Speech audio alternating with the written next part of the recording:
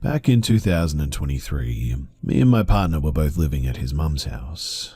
Most days we'd get home from work about 5 p.m, get dressed, and then we would go to these woods in the hills just outside of the town that we live in. For context, these woods as a whole are 12 miles long and 4 miles wide. There's breaks in the woods of farmland and fields creating separate woods over these hills with different names. You can walk through these woods if you want to. There's paths winding through most of the woods as trails, and if you want to, you can walk over the span of the hills from one side to the other. You can if you really want to, but most of it's through the woods and uphill if you're coming from the south, so most people don't. The one that we always went to is called Wind Down Woods. So, me and my partner, we would go to these woods nearly every day after we finished work, just to go for a walk or a smoke, or maybe even both. We went about doing our usual routine, walking around and talking about our days, following the trail in these woods that loops around a large set of trees, with more around you on the outside too. It would kind of look like a messed up donut from a bird's eye view, I guess. Anyway, we were walking on the path that takes you back up towards the top of the woods. That path also takes you down towards the car park once you get to the meeting point of all the paths together, when we see this man in the distance walking down the path at Point B. Point B are one of the trails that just goes up into the woods beyond Wind Down. We've still got to get to the meeting point of all the paths to get back to the car, and at this point he's pretty far away from us still, but I just had a bad feeling though, because the first thing that I noticed about this man when we got closer was that he was wearing office shoes and carrying a pair of hiking boots whilst seemingly on a walk in the woods. We were talking about this as we were walking up and sort of laughing about how strange it was.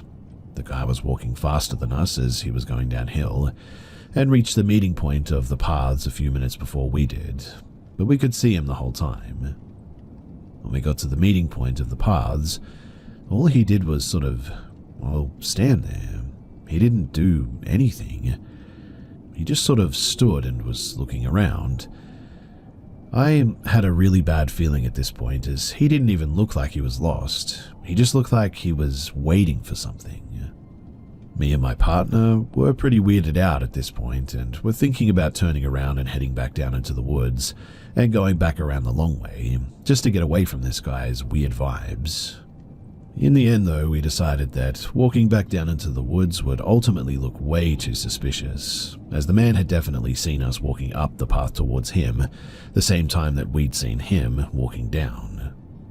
So we just kept walking up, and the whole time this guy was still just standing there, looking around with these shoes in his hands.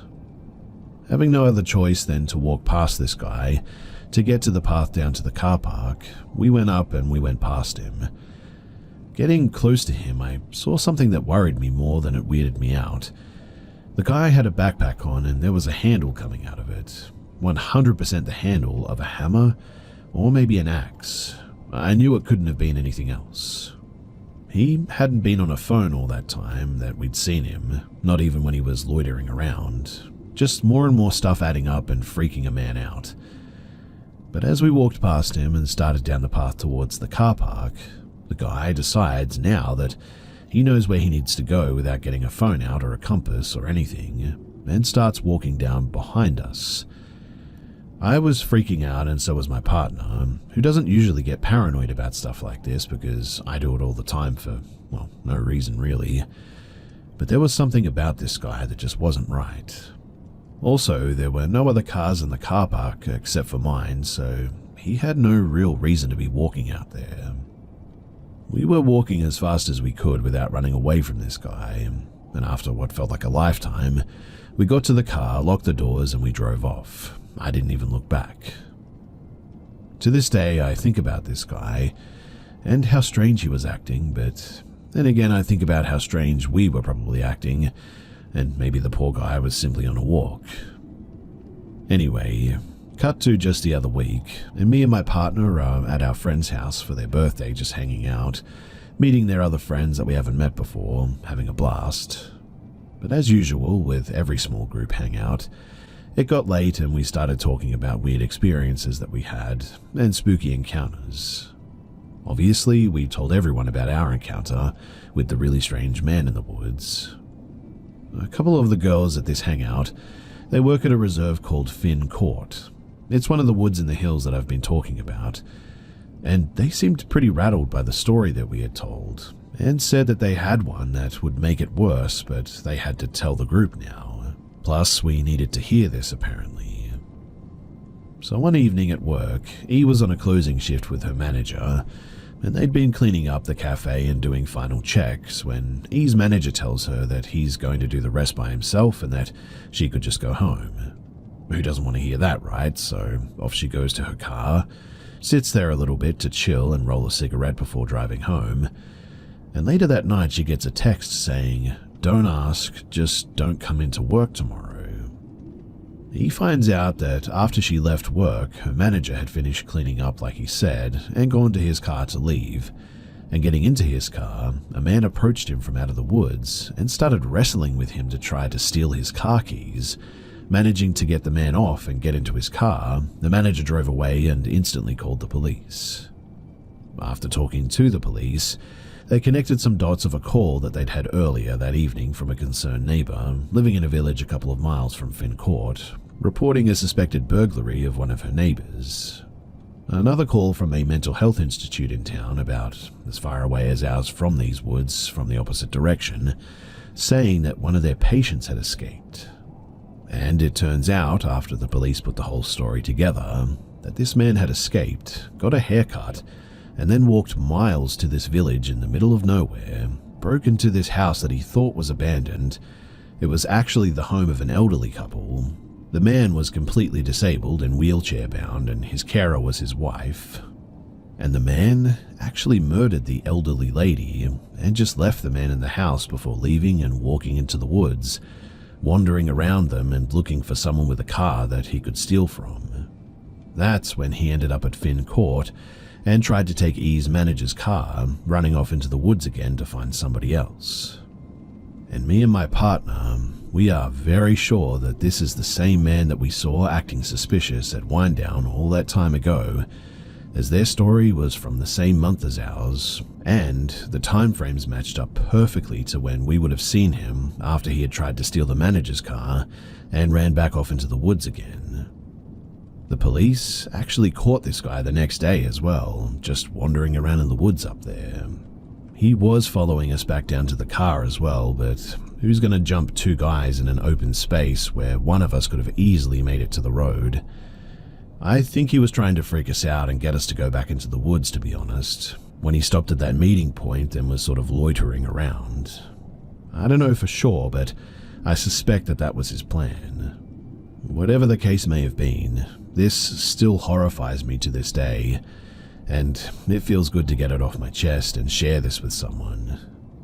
This whole thing still horrifies me to this day, and it feels very good to just get it off my chest and finally share it with somebody else.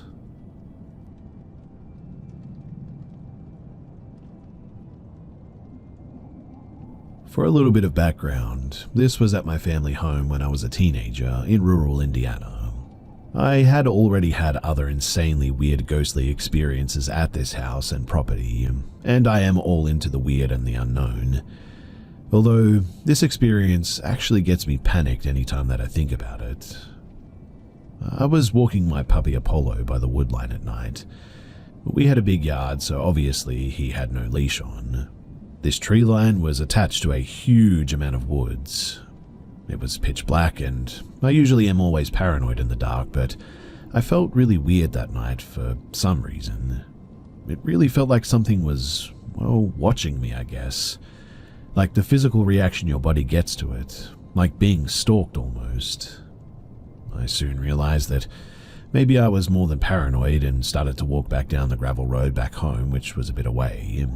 We lived in an area where people would be caught hiding in the woods from the cops all the time. It was an area with a lot of meth addicts, so I wasn't taking any chances. And well, I took only a couple of steps back when I heard this giant sort of thunk sound. It legitimately sounded like somebody had dropped a bag of bricks from up high somewhere. The sound came from inside the woods though, and it sounded like it was parallel to me. Now, I had my dog with me, so I was going to yell "he bites," assuming that it could have been another guy on the run, but before I said anything, this tall, I believe 7-foot figure at least, comes out of the tree line. Whatever it was, it had sickly white pale skin and was completely starved. I could see its bones poking out of the cloth that it wore around its waist. A human-like body without hands and feet, but really lanky limbs, and an abnormally wide chest. The face was genuinely the worst though, and the most confusing part. Imagine a deer skull without antlers, but also much wider and flatter on the front-facing part. No indentations for nostrils either, and it was just flat and smooth. Although, unlike a skull, it was covered with some sort of sickly pale skin maybe. It had 2 sets of eyes and looked to be no mouth. It wore some sort of wooden headgear that I couldn't take time to comprehend. No ears, but had short tangled dark hair on the back of its head. The look that I exchanged with this creature was short, but I'll never forget it. The most insane part to me though is that it almost looked as terrified as I was. It looked surprised to see me and even froze in place as we looked at each other. Didn't reach out to me and just sort of, looked at me.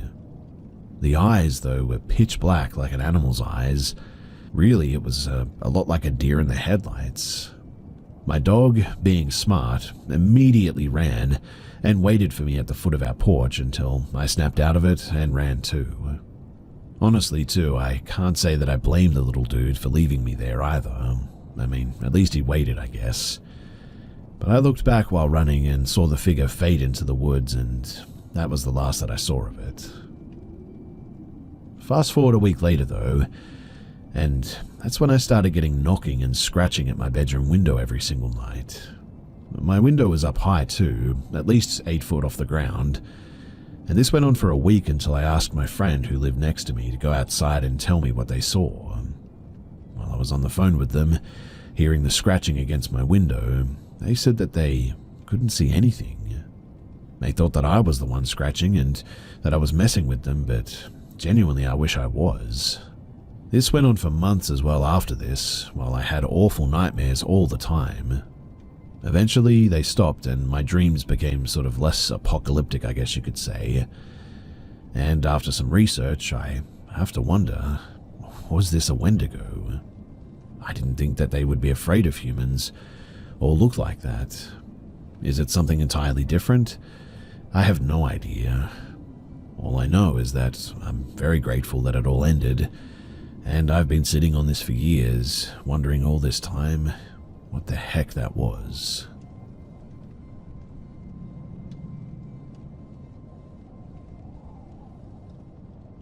So I've only ever had sleep paralysis once a few months ago, but the experience has repeated in my mind every so often.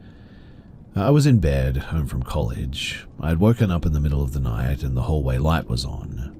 I rarely even turn it on though, so I know that I didn't turn it on. It's possible that my dad did, but that would be unusual. Anyway, peering around the corner is a pale woman with shoulder-length straight black hair. She was wearing a polka dot black and white dress. She smiled at me the entire time, but her expression was slightly uncanny valley, I guess. Creepy and unsettling, but the smile also felt genuine, if that makes sense. I didn't feel like she was malicious or anything, and she stayed still and just sort of watched me.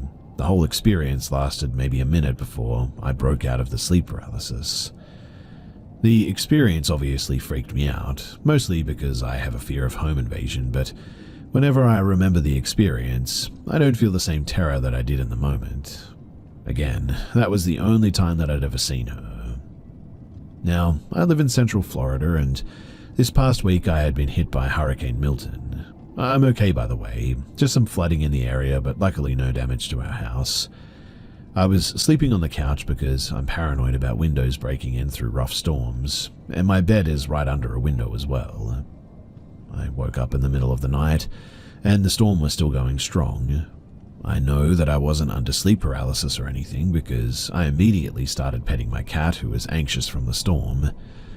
I looked out of our back door and That's when I saw her standing in the middle of our screened-in patio.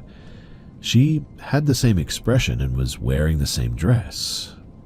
I just stared at her, looked at the lock to make sure the back door was locked, and then back at her again, and she just didn't move. After a little while, maybe a minute or two, it was like I blinked and she was just gone. I've been going over it in my head non-stop, and the only thing I can think of is maybe I had a weird false awakening or something. Either that or I'm going crazy. I don't remember waking up a second time, but I feel like it makes the most sense, or maybe it was like a stress hallucination or something. Whatever it might have been, I would really love your opinions. I consider myself to be a very spiritual person, but I admittedly am not very knowledgeable about anything specific, I guess. I basically just want to be more knowledgeable on why she's visiting me, who or what she is. I'm confident that I'm seeing her for a reason, but I just have no clue why. Some maybe relevant additional context is that my mum died a year and a half ago, but she didn't look anything like this woman. I genuinely don't think that she was a malicious entity or anything, which is why I spoke about sleep paralysis before.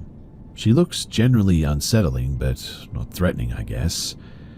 I really don't know how to explain the vibes. I have no history of hallucinations in my family's medical history or anything. I do have some mental illnesses, but no family history of any other disorders that would cause this. So, if you have any idea as to what this could be, then please, do let me know.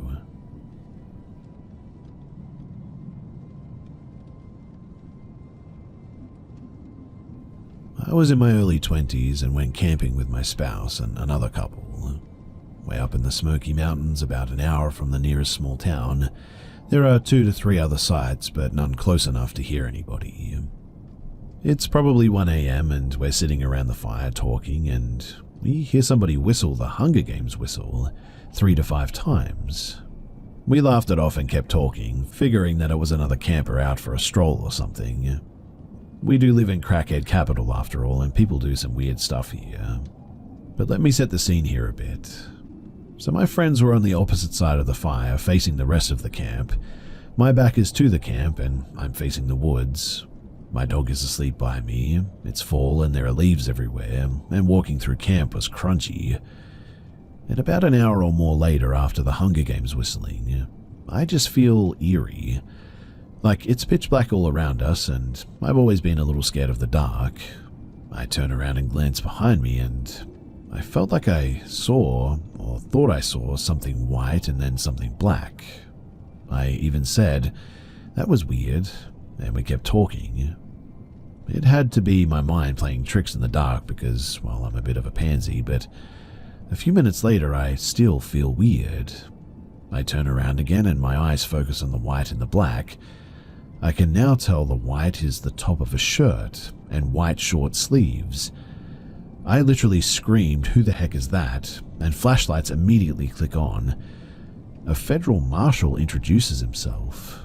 A game warden was with him. I literally saw his white t-shirt and black vest in the dark, and he was no more than 5 feet behind me for who knows how long. Like I said too, it's very crunchy out, and my high alert cattle dog never heard them either. Anyway, I'll cut the end short, but they checked all of our alcohol. He wanted to know where to buy my blackberry whiskey, and looked in cigarette packs and located a roach my friends had smoked hours earlier. He said that that's mainly what they do in the area, is listen in on camps, and they try to do drug busts, that they park way down the road and walk into camps. He said that they wouldn't have even bothered us if I hadn't noticed him, but they wrote my friend a $300 ticket for the roach and disappeared back into the dark. It scared the living heck out of us, to say the least, and I don't think any of us spoke the rest of the night, and we packed up early the next morning and went home a day early. We camp a lot, and 10 years later I still get a little bit sketched out after dark. How 4 people and a dog could be snuck up on in the woods like that, it still very much creeps me out.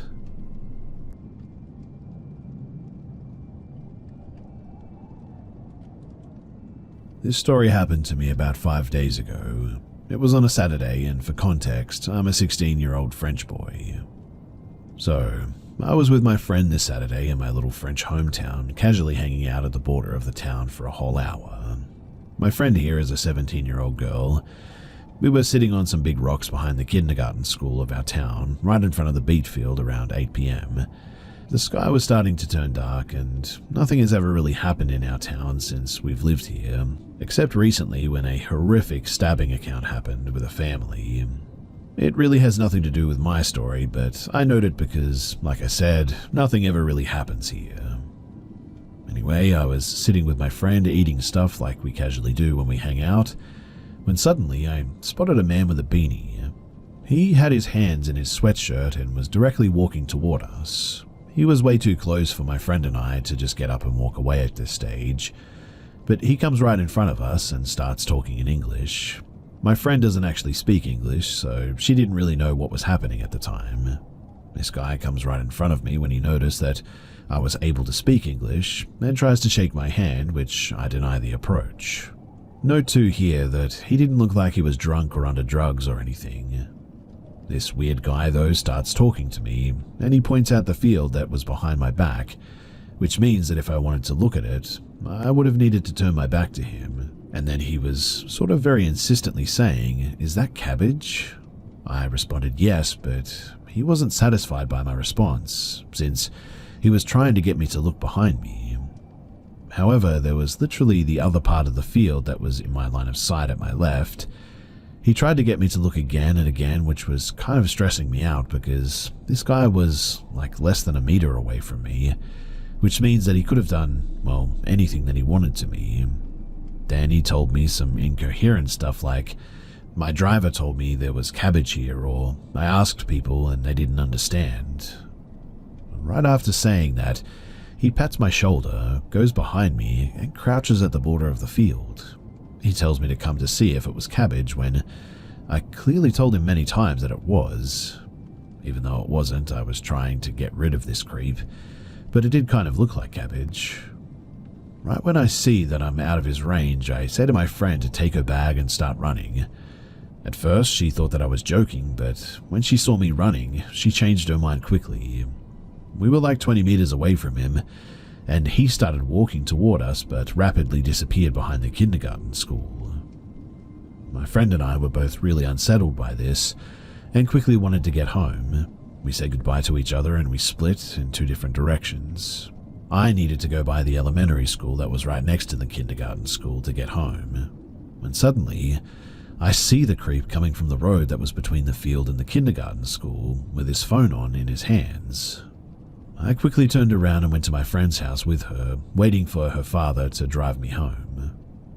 Later that night, my friend and I were talking and we suggested that it may have been some sort of kidnapping or organ trafficking attempt, since it was the first time that we saw an alone foreigner that didn't speak a single word in French, and the fact that he got up and escaped quickly when we started running hinted to me that it was just some sort of pretext to something evil, and to move away with my friend.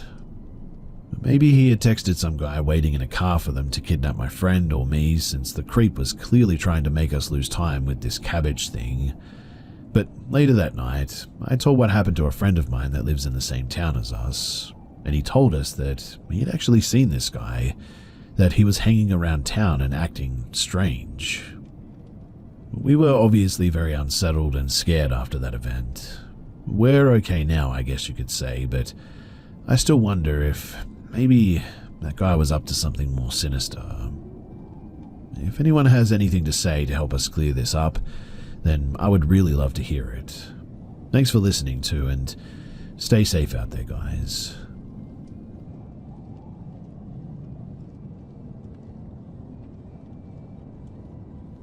I don't know if this counts as explicitly paranormal. It certainly wasn't a ghost in the normal sense, because my mother is still alive and to this day was and is in fine health when this took place. So when I was like 8 to 9-ish, I regularly stayed up late. I still do, and I think it had something to do with usually listening to my parents fighting and the fact that I was on edge when they were both in the house, but anyways, that bit's not too important.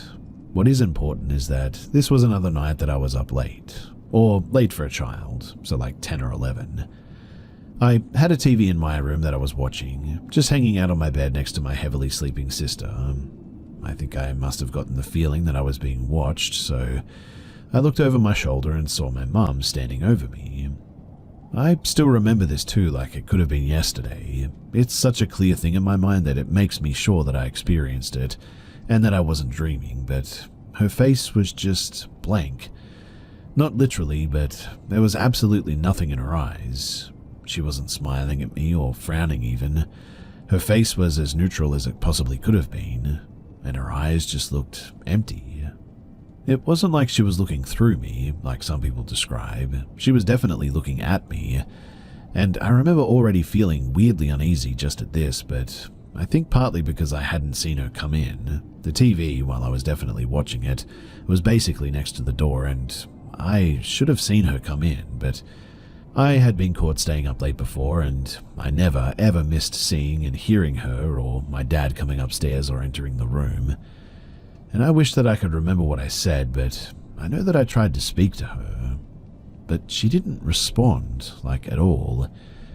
And now that I'm putting this to words properly, I don't think that I recall her even blinking once. I tried a few times to get a reply, but every time that I did, all she did was stare at me with that terrible empty look. At some point, I hid under the covers, and I remember peeking out a few times to see her still looking at me, face unchanged. Then I turned to look at my sister, uncovered by the blankets, and I remember wishing that I could have done something to hide her too, but I couldn't will myself to move because I was too afraid, and I certainly didn't want to come out from under the covers. And when I looked back, my mother just wasn't there. I never even heard her leave. Also, the TV had gone black. Not off, but on a black screen, which was weird because I know it played shows constantly, all night, and it had never been on this black screen before or after this. You know when you have a TV connected to do something, then you sort of unplug the thing? It was basically that screen, but there was no connection message, and obviously nothing had been unplugged in any way. I stayed under the covers until I somehow fell asleep though, and I don't remember how long I was awake after she left, but I'm pretty sure that it was still dark outside by the time that I was asleep. Obviously, I asked my mum in the morning what the heck she was doing, and I distinctly remember asking why she hadn't answered me. And of course, she had no idea what I was talking about. She said that she hadn't come up to see us at all, or even woken up all night. I seriously doubt it was me dreaming or her sleepwalking. It was so real, and while I recognize that sometimes dreams are like that, mine were never so grounded in reality like this, and I just have such a strong feeling about it. She's also never slept walk before this story or afterward, and the fact that she just disappeared and appeared out of, well, seemingly thin air, the whole thing just doesn't make any sense. To this day, I think it's the weirdest thing that I've ever experienced.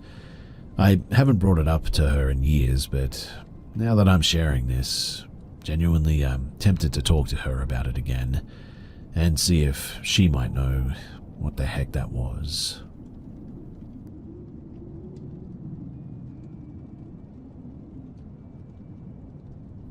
This happened to my sister over 20 years ago, but I never forgot this story, as I could tell just how disturbing this experience was for her when it happened.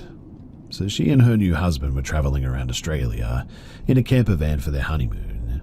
They were camping in a park in a remote area near the Great Barrier Reef as they were planning to go out to sea it the next day. Cane toads are an invasive species that has an out-of-control population in Australia, and as such people are encouraged to kill them. Her husband was outside behind the van after dark killing them with a baseball bat and a flashlight to spot them, when suddenly he saw movement and heard rustling in the bushes. He shone the flashlight towards the noise and was startled to see a shirtless, sweaty man crouched down there. The man yelled, "Get that torch out of my eyes," and suddenly got up and walked briskly off into the dark forest, no backpack or light. He was freaked out but decided not to follow as he was not familiar with the area. They were totally creeped out obviously and locked their doors, hoping that he wouldn't come back and try to mess with them, but stayed the night as they didn't know another place to camp in the area at. My sister thinks that he was watching them for hours though, and possibly waiting for her to go out by herself to use the bathroom. But who truly knows what his intentions were? Either way, it was bizarre that he was the one being weird, lurking behind their campsite, yet aggressively accosted her husband for shining a bright light in his face. And it was the next morning that they noticed that there were several police cars driving up and down the road in the distance. They did go and tell the police what they had seen the night before, and although the cops didn't say, they have a theory that maybe he was some kind of a criminal on the run, which is even more troubling to think about.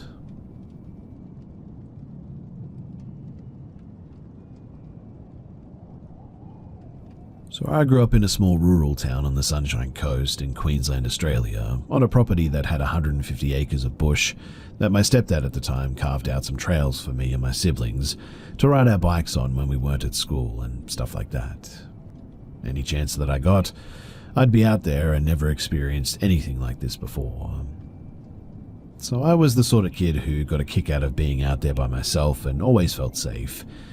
I was always content with my own attempt at teen verse wild, and I would quite regularly grab a swag, a backpack full of snacks, jump on my bike and find a new spot to pitch up the swag to just enjoy being away from it all. I never felt in danger of any predators, since there aren't really any here, and any animal that would have even remotely come close to causing me harm would immediately dip the moment that they heard my bike, so being out there always felt quite tranquil. But this day was different. So it was about 7:30 in the evening, and being in the middle of summer, it was still fairly bright out on the trails. So I thought nothing of jumping on my bike and going for a ride for a few hours. It was along one of my favorite trails. A tree had fallen across it, so anytime that I decided to ride it, when I got to the spot that I'd have to stop and pick my front wheel up and prop it on the tree so that I could ride over it and continue. But when I pulled up to the log this day, something just didn't feel right. I was immediately incredibly uneasy. It felt like someone was staring daggers through me with 1,000 years of rage in their eyes, and it made every hair on my body stand on its end. But I looked around and I didn't see anything. And so I quickly brushed it off as just me being irrational because I had one too many energy drinks. The nearest neighbor or even anyone would be walking an hour to our property just to reach this spot, but then I heard what sounded like twigs being snapped and walked over behind me in the back of the tree line, which immediately brought my heart rate up to 11. I scanned around again and again saw nothing, but this time I just felt like I was in a world of danger and had no idea why. I started sheepishly saying, "Hello, is anyone there?" and got zero response except for the sound of twigs breaking around me. And that's when I heard it. A voice came from somewhere beside me saying, "Help me," but it sounded like two little girls saying it in unison. And man, did that absolutely flip me out. I had never been more scared in my entire life. I ripped my bike over the log and rode faster than I ever had in my entire life out of there, but as I was starting to make some distance, whatever that thing was shrieked so loud that it sounded supernatural. Almost like a person screaming, but at the same time, also like a giant truck's brakes screeching. I just kept going though until I reached the other side of the property and pushed over a barbed wire fence which backed onto a dirt road, and I pelted it back home. The only person that I told about this was my little brother, and at the time he just called me a liar and we moved on from it. It took me quite a while to build up the courage to ride those trails again, especially that one, but after that, I never did experience anything like it again. I would love to hear your thoughts though on what it could have been. Every logical thing that I've always come up with has always fallen short, so I'm out of ideas and would love to hear yours.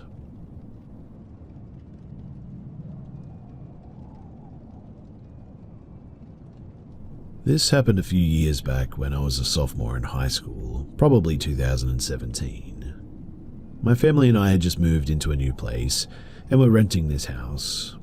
On the day that this happened, My parents were out of the house running errands, leaving my brother and I at home. We were both upstairs in our rooms, and right across the hall from each other, in fact. And while in my room, I heard the garage open. I thought that my parents had come up, so I went down the stairs to check the garage, but nothing. I went back upstairs, back into my room, and began to hear dishes moving in the kitchen. Again, I walked out of my room, looked over the stairs and into the kitchen to see if my parents were home, but nothing. I walked back into my room after this, and a few minutes later I hear voices in the house. I walk to my door, open the door, and I see my brother standing right in front of me. He also was coming out of his own room. We both told each other that we had heard our parents and began walking down the stairs. Halfway down, we were having a conversation, more than likely arguing about something kiddish, when my mum's voice calls my name. For context, at the bottom of the stairs was the door to my parents' room. They had left the door to their room open with the lights off, and it was pitch black. My brother and I instantly go quiet and sort of look into the room, while remaining on the stairs. A few seconds pass, and we hear my mum's voice again, only this time it said my brother's name. And at this, not even a moment later, my brother and I bolt up the stairs and lock ourselves in my room.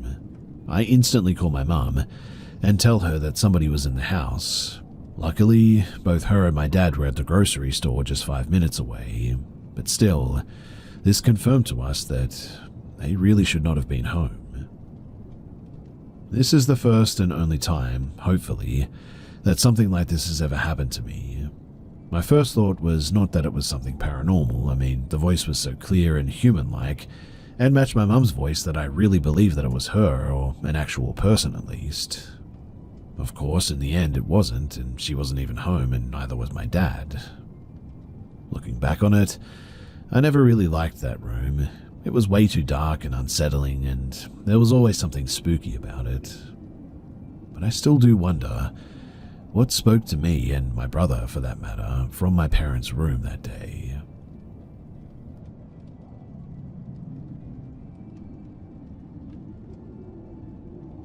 In the past year or so, I've seen 3 figures while working in a group home. With each figure I've seen, my brain instantly assumed that it was a specific person before quickly realizing that it couldn't have been that person, or that anyone was even there. I'm not the first person to have seen something at this group home. Co-workers past and present have mentioned witnessing unexplained phenomena, with most of the reports being of shadow figures, as in they straight up saw a shadow that moved like a person. However, when I saw the figures, they weren't shadows at all. Basically, I'd seen something and my brain would tell me, so-and-so just went into the kitchen, or so-and-so just walked past me, only for me to realize that nobody had been there. People have also reported hearing strange voices over monitors during third shift, TVs or lights turning on by themselves, or hearing doors slam with no one around to do so. Multiple people witnessed a curtain unfurl itself, and one night, 2 staff were working third shift together. They were both sitting at the table together when suddenly, one of their phones started ringing with a messenger call. She goes to answer it and sees that it was from the other staff that was sitting there talking to her, but the other staff had their phone plugged in and charged in the kitchen. The other staff goes to check on their phone, and lo and behold, it was calling the girl on Facebook. There have been a lot of creepy instances at work, and I find most of my co-workers credible, although I'm sure some have embellished their paranormal stories a little. But my first experience happened probably around a year ago. I was sitting at the computer desk in the living room, facing the kitchen doorway. I was the only staff in the living room at the time, so I had to watch over the residents while the other 2 staff were assisting some of the residents to bed. When suddenly I saw someone walk into the kitchen, and although I didn't get a good look at them, my mind instantly assumed that it had been one of the residents. His name was Adam. We only have 3 residents in the home that walked unassisted though, and the gait and stature matched Adam. After about 5 seconds, I remembered that Adam wasn't even home though. Confused and wondering if maybe Adam had come home early from the movies with another staff member, I went into the kitchen, only to see nobody in there. The kitchen isn't very big either, with nowhere for someone to hide behind, and there was no other exit there, so if I had truly seen someone walk in there, they would have still been in there for sure. I thought that was super weird, but I just brushed it off, thinking my mind was playing tricks on me.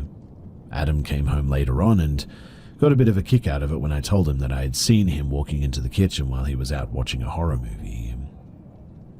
Now, the next experience I had happened earlier this year. Once again, I was watching over the living room as other staff were assisting other residents to bed. One of the staff came out into the living room and we talked a little bit before they took some soiled clothes to the laundry room. They came out shortly after and went into the kitchen, so I was going to go back down the hall to finish what I had to do. And that's when I thought the other staff, a bigger girl called Beth, way taller than me and heavyset, had walked past me carrying stuff to take to the laundry room. Again, I didn't get a good look at Beth, but I could have sworn that she had just walked past me. But when I walked down the hall, I almost ran into Beth as she was coming out of another resident's room, within mere seconds, mind you.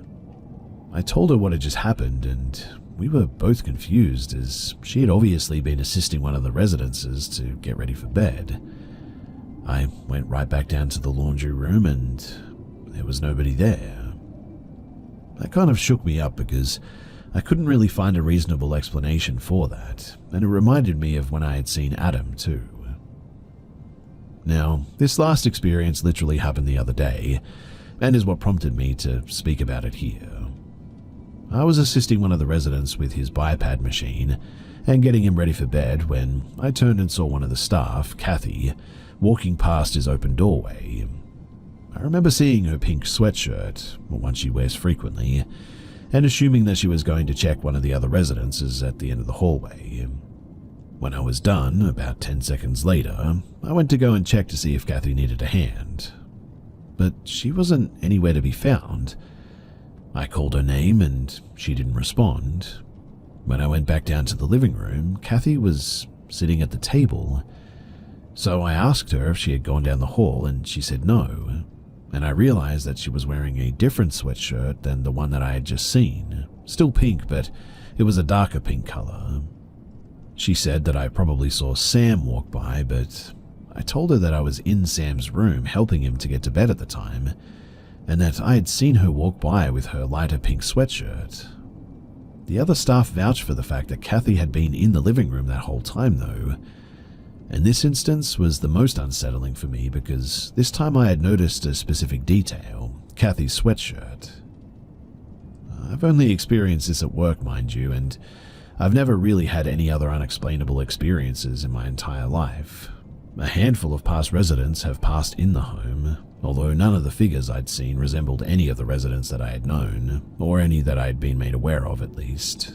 I've tried to rationalize this, but I just haven't been able to come up with any explanations that satisfy me. I get plenty of sleep most nights, so it's not like I've been having sleep deprivation-induced hallucinations or anything. I highly doubt it's carbon monoxide related. I don't believe there are any potential sources of carbon monoxide in the home, in fact, and detectors are mandatory here anyway. I was a bit stressed out on the night that I saw Kathy, but I don't recall being particularly stressed during either of the other incidences. Toxic mold? I've read that toxic mold can potentially cause hallucinations, but haven't really noted any other signs or symptoms of that in myself or any of the residences or staff working in the home.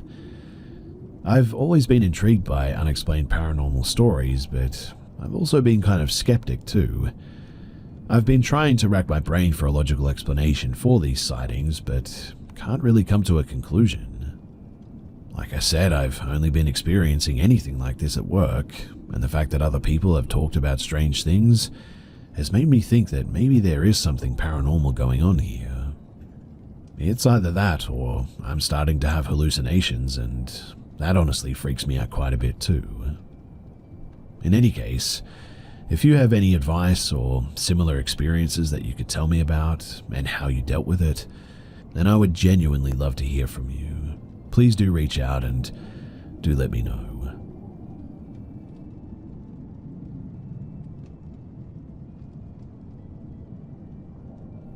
I've never shared this before, but I felt like this was a good time to do so. So, I was with my ex, who was not a good person at all. It was a rough time in my life. I was 22 and addicted to drugs, which he supplied. Though to be fair, I was addicted before we met. His family was very dysfunctional, to say the least, and his father had actually passed away a year before we got together. He had been a pastor, but he was also a very bad person. He did things to his own kids that no parent should ever even think about. But he passed away in the house where these things had happened.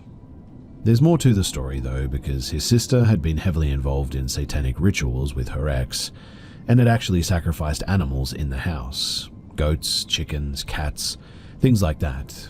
Not while I was in there or anything. I would have done anything to stop that, but altogether it was a bad situation. Now one day, they were talking about paranormal encounters, and as I walked into the house, I said, "I've never really had anything like that happen to me." And well, I guess whatever was there saw that as an invitation. You see, I went to take a shower, and while I was in there, I saw a shadow that looked like someone had walked into the bathroom. I thought that it was my ex coming in for something. I looked out, and nobody was there. I figured that I must have imagined it. But then my purse flew off the counter and hit the side of the shower. That obviously freaked me out way more. And then I heard a loud bang. His mother had 2 crosses, one on the sink counter and another on the back of the toilet. The toilet and the counter were only a few inches apart, and when I looked, I saw that both crosses had fallen and somehow got caught on each other, upside down, stuck between the toilet and the sink. Well, that was enough for me. I ran out of there completely butt naked, scared out of my mind. Very embarrassing because I'm not someone who likes people to see me naked. But that night, I went to sleep and woke up with sleep paralysis for the first time too, which I had never experienced before or since then. Something was on top of me, choking me, and it was so dark and felt so evil. It was terrifying. Thankfully, eventually it ended, and I woke up the next morning absolutely petrified. I still think about this often because I like to try and rationalize things, but this one I just cannot. Nothing about it makes any sense. I often wonder if there was something demonic, or if there was just an evil spirit of his father there who had been a monster in real life, or something like that. Like I said, I've never shared this before. It kind of scares me a little bit to write about it and share it here because I don't want to bring that energy back. But I also really want to share it because the whole situation was just so terrifying and crazy and unbelievable that I just cannot keep it in anymore.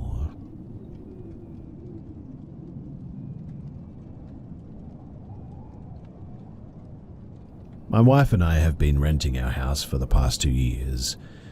Sparingly throughout our tenure, we have heard running in the attic, bangs on the ceiling of the basement. I've seen shadows following me. We have heard full conversations outside of our bedroom window, locks on our doors being changed, and other odds and ends which have given us all the spooks. I'm hearing things move upstairs as I'm actually sharing this, but yesterday it has seemingly intensified.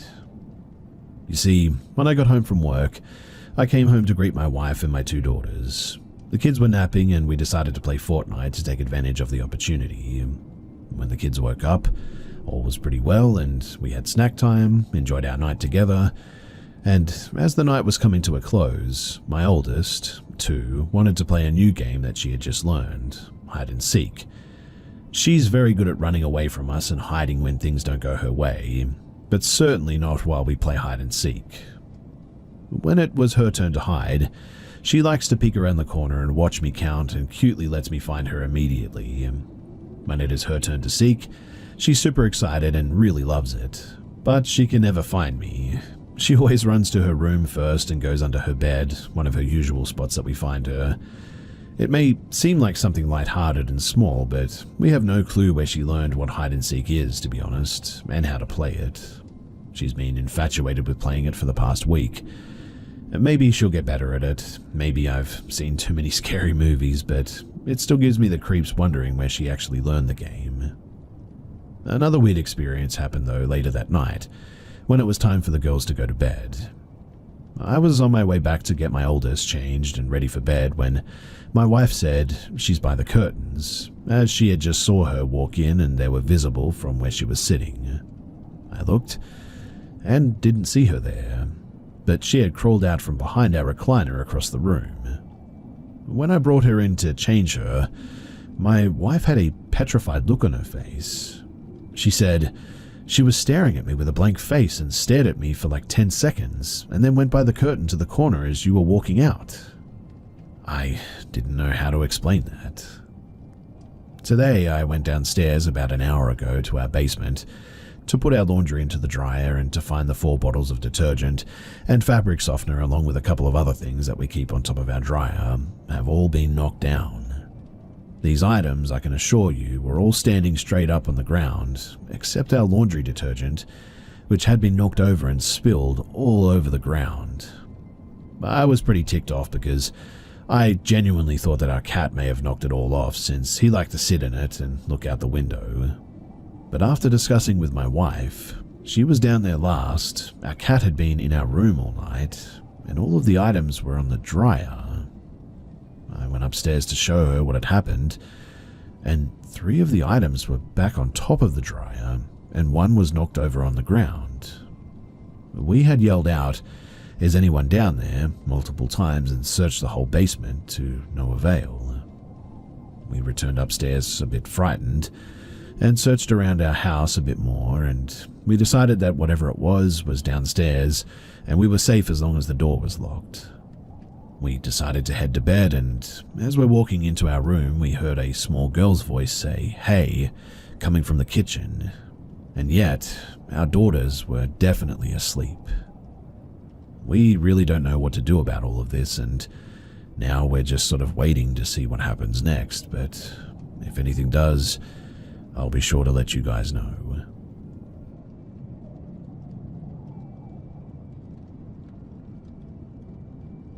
I grew up in a very old house in the Midwest that my parents got for a steal.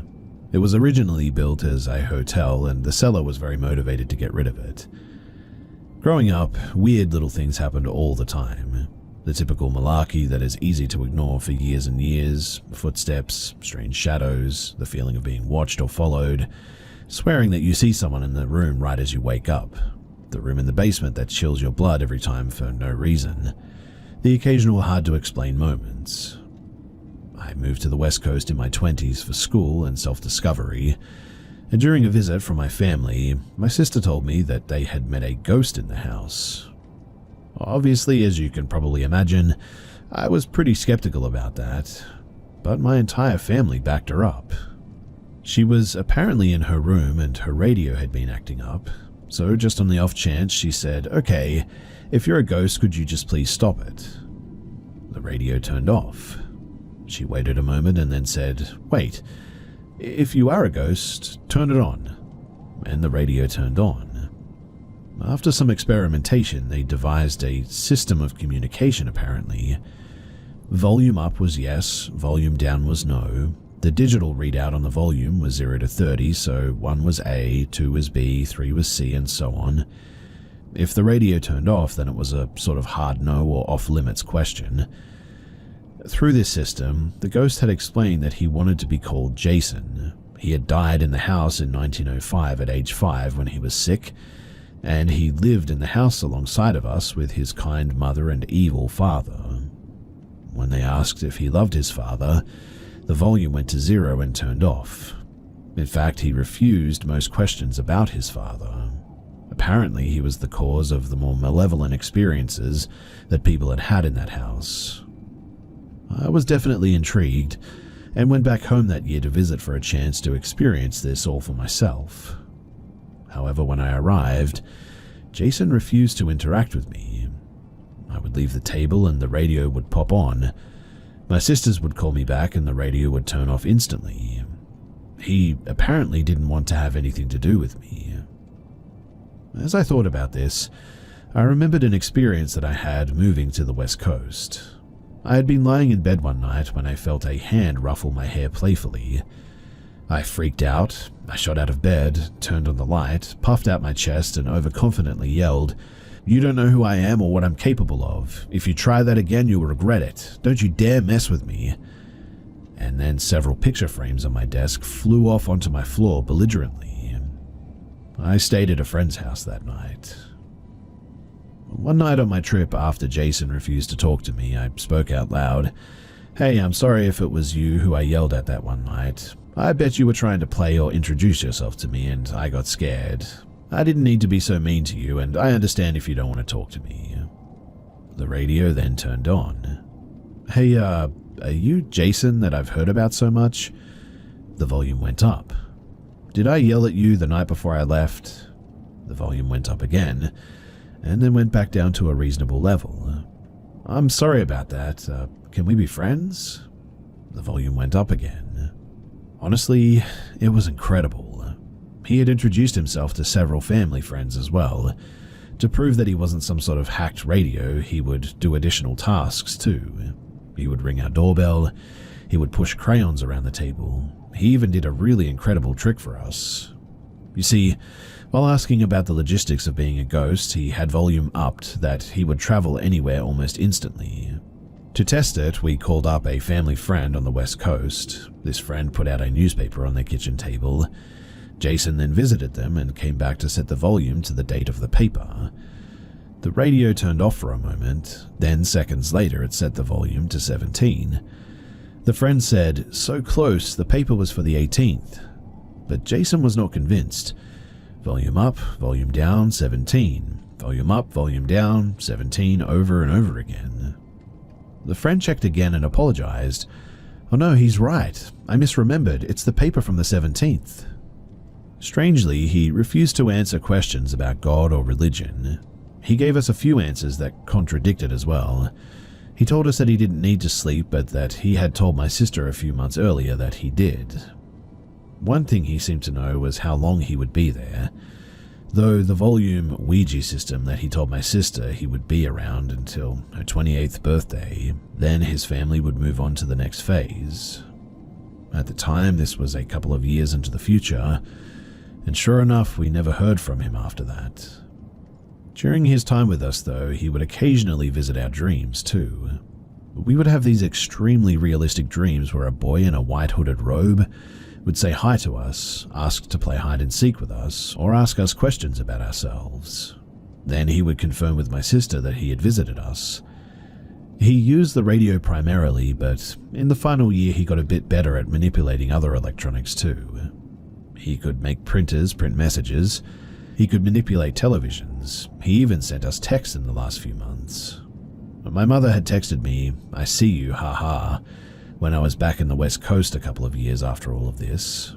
I texted her back, "Did you come out here to visit? Where are you?" But she was confused. She said that she was in the Midwest at home, and her phone had no evidence of sending a text with that message to me. I texted back, "I think Jason sent me a message. Hi Jason," and I got a reply, "Hi" again, not from my mum. My sister even once got a call with a picture of Obama and the caller ID saying Mr. President, but there was nobody there when she answered, and apparently no callback number. The radio confirmed with a volume up that Jason was goofing around apparently. It was a wild few years with that crazy kid haunting our devices. My family still has that radio out, just in case, but it hasn't turned on in years. My sister is now well into her 30s, and look, I know that this will be met with a lot of skepticism. Believe me, I understand. Even I was very skeptical until I was able to meet him myself. However, I think it's finally time to share this and to also answer some questions that people might have about it. So, that's why I'm here. If you have any questions, then please do drop them below. Also, here's some answers to some other basic questions that I've received before. So, does my family still live in this house? Yes, they do. My mum and sister are around, and there has been no communication or experiences from Jason or the father since my sister turned 28. Do I realize that Jason is a demon or a lying spirit, a malevolent entity sent to trick me? Maybe. We haven't ruled that out either, but it felt pretty chill, I guess. Yes, I get that that could be part of it, but I don't know. It's hard to say. How did the parents die? It's unclear to us, but I wish we had found more info on them too. Why didn't I record it? We tried, believe me. Electronic recording was interfered with or glitched every single time though. Jason just didn't want to be recorded, I guess. Camcorders glitched, phone video didn't save or seemed to be immediately deleted. Even audio recordings didn't work around the radio when he was active. Did we ever investigate the history or death records of the house? Did a boy named Jason actually live and die there? We did actually. And we did actually find a record of a death of a 5-year-old boy from illness. But his name was not Jason though. But everything else was in line with what he told us, just not the name. How did a 5-year-old know how to read, write, and spell? Honestly, I have no clue. But he could. I personally always figured that he had picked up some tricks in the afterlife, but who knows? Others have theorized that if his family had this property at that time, that they might have been, well, socio-economically at the top of the class back then. He might have received a better education than most kids at the time, but again, I really don't know. Do you expect us to believe this? Where's your proof? I expect that some people will believe and some won't, and that's honestly fine by me. I'm not here to prove it, I just thought that it was a cool experience and I figured that some others would enjoy knowing about it too.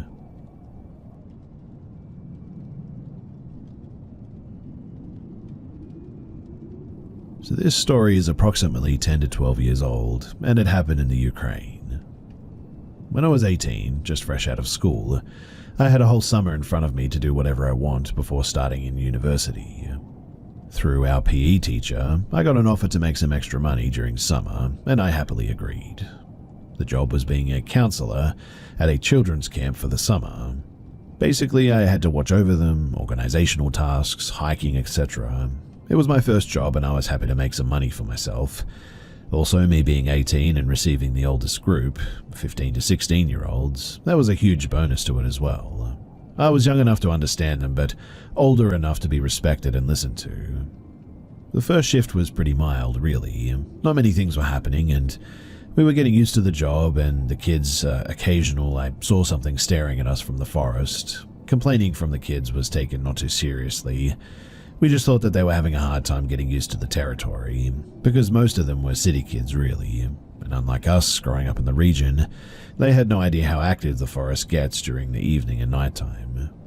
We thought that they had scared off some of the animals that were coming too close to the territory, really. Now, about the location itself, it was huge. When you entered through the gate, you could go left or right. On the right were the warehouses, they were at the end of the territory, maybe about a 10-minute walk away, approximately 10 minutes of walking. Also on the right was the canteen, where we would have our meals, and then there was the football field too. Nothing ever really happened on the right side, and even if it did, we could never make it out there for reasons I'll explain in a moment.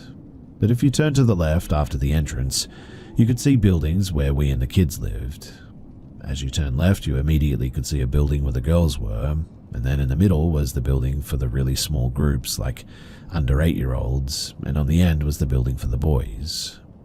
The three buildings formed a U-shape, with a little garden in the middle, so there's enough space to gather and organize the 150 kids in the morning for breakfast. If you would try to just walk forward from the entrance, maybe about 100 meters in front of you, you would be met with a 2-meter fence and a dense mountain forest that goes up the hill. I know that that's a lot to take in, but the locations are important to have a clear picture of the encounters. So, as I said, the first shift was pretty mild. We didn't really take the complaints from the kids seriously, and then my friend arrived to work with us for the second shift, when the new kids arrived, and that was when it all went absolutely pear-shaped. You see, this friend of mine was a huge chunk more into all paranormal stuff. I knew for sure that his grandma was a weird woman. She always knew when to stay calm and what people were going to do up front, like she was being told ahead of her interactions during the day. She was just always ahead of people. We were neighbors, and so I remember her from a small age, up until I got to like 15 or 16, and sadly she died later. Anyway, this friend of mine probably was educated by his grandma on how to use tarot cards and all that. He was pretty good at it all, and I won't go into details, but he could tell quite a few things about people that he just met and their family and all that, just by throwing a few tarot cards on the table. The day that this friend of mine arrived, we used the cards for fun, and that was when it all started. I believe that he was like throwing fuel on the fire or something. He always gathered people around him, and kids loved him. Extremely strong energy, and even now he has a very warm aura, though he hasn't been practicing anything for years after this story. But it started small. We were woken up on the first night from a scream from the middle house, with the smallest groups. Immediately we ran outside to the kids, and after a few minutes of calming them down, they said that someone was hitting all the windows, like all of them. We're talking about 10 to 12 rooms next to each other and the same amount of windows, really. Around 3 or 4 of them had broken glass in the corner, and we couldn't understand how someone could hit all these windows at the same time, shatter some of the glass, and manage to run away without us noticing it too. It was either 10 plus people involved, or otherwise it was just physically impossible, because we were outside in like 10 seconds or even less. The building is like maybe 30 to 4 meters long, and there's a huge fence right next to it, so even if it was a few people, we probably should have seen them, really. We calmed the kids down though, and we went back to sleep, thinking that we would just deal with it in the morning. But the morning, it wasn't better at all. We were shaken by screaming again. The girls took the younger groups out to do the morning exercise with them, and out of nowhere, an approximately 3 to 4 meter long snake started to hunt them from the garden. It was aggressive too, and absolutely huge. When I say huge, I mean it was massive, at least 2 to 3 times as long as an average person and really thick. So the guys, together with the head of the camp, running around shocked, because in 25 years of management they'd never seen anything like that. Later they told us that even the most dangerous animals are too afraid to get close due to the huge amount of people. But the decision was made on the spot that we needed to get rid of this snake because it was refusing to calm down and was trying to attack the kids. Also, it was only aiming for the small ones, it seemed. The small kids, that is.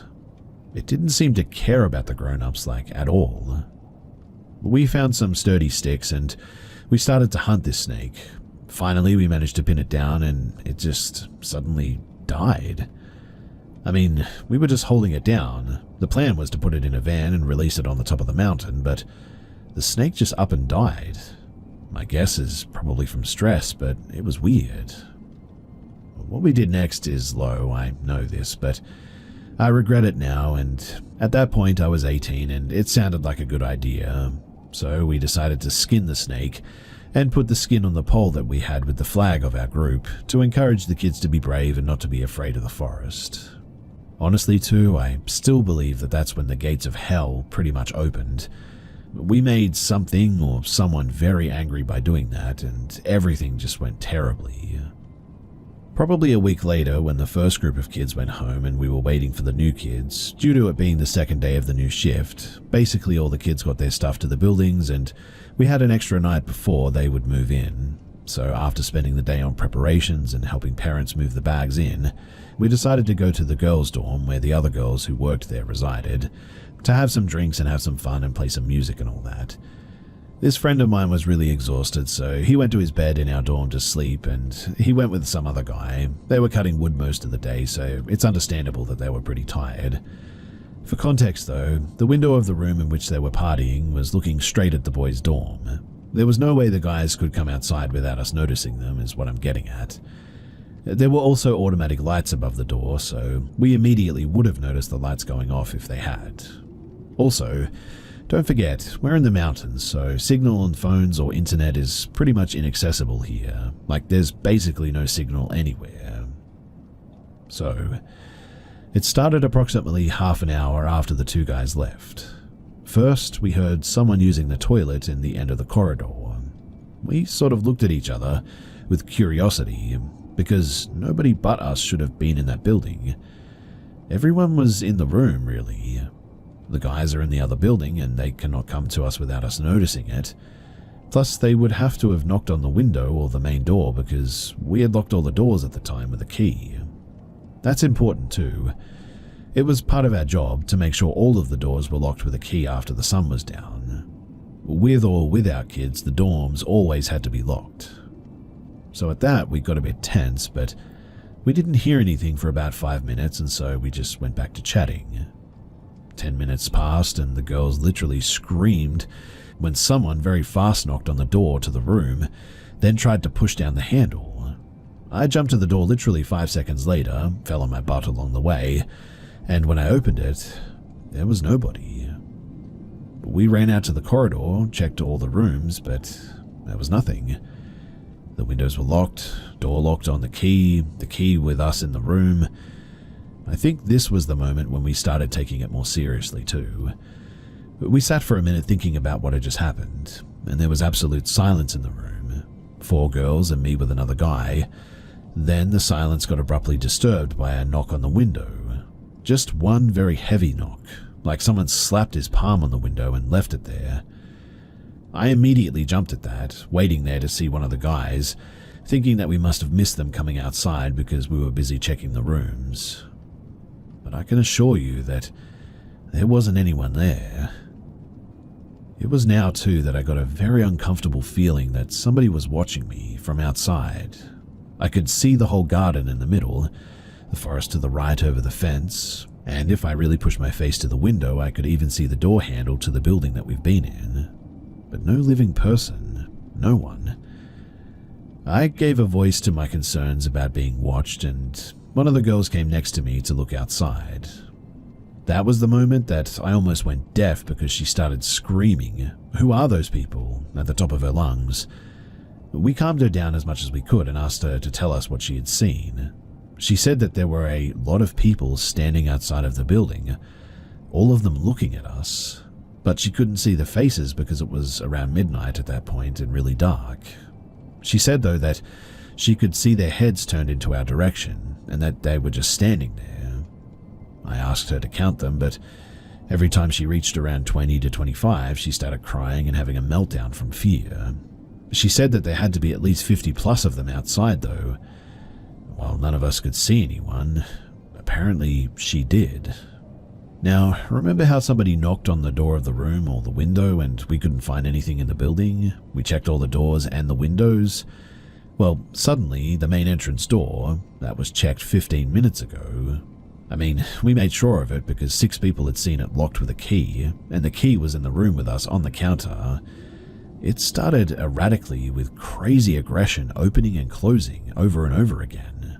Somebody was opening wide the door that was locked with a key and slamming it with the power that was shaking the whole building. At this point, even I was screaming, and after maybe a minute of suffering from this unexplainable thing, me and the other guy holding each other's shoulders and running to the entrance to see what was happening there, the sound stopped the moment that we opened the door to go there. And as you've probably guessed already, the door was locked with a key and 2 of us couldn't force it open. We were in shock, to say the least. This was the moment that we decided to seek some help from outside too.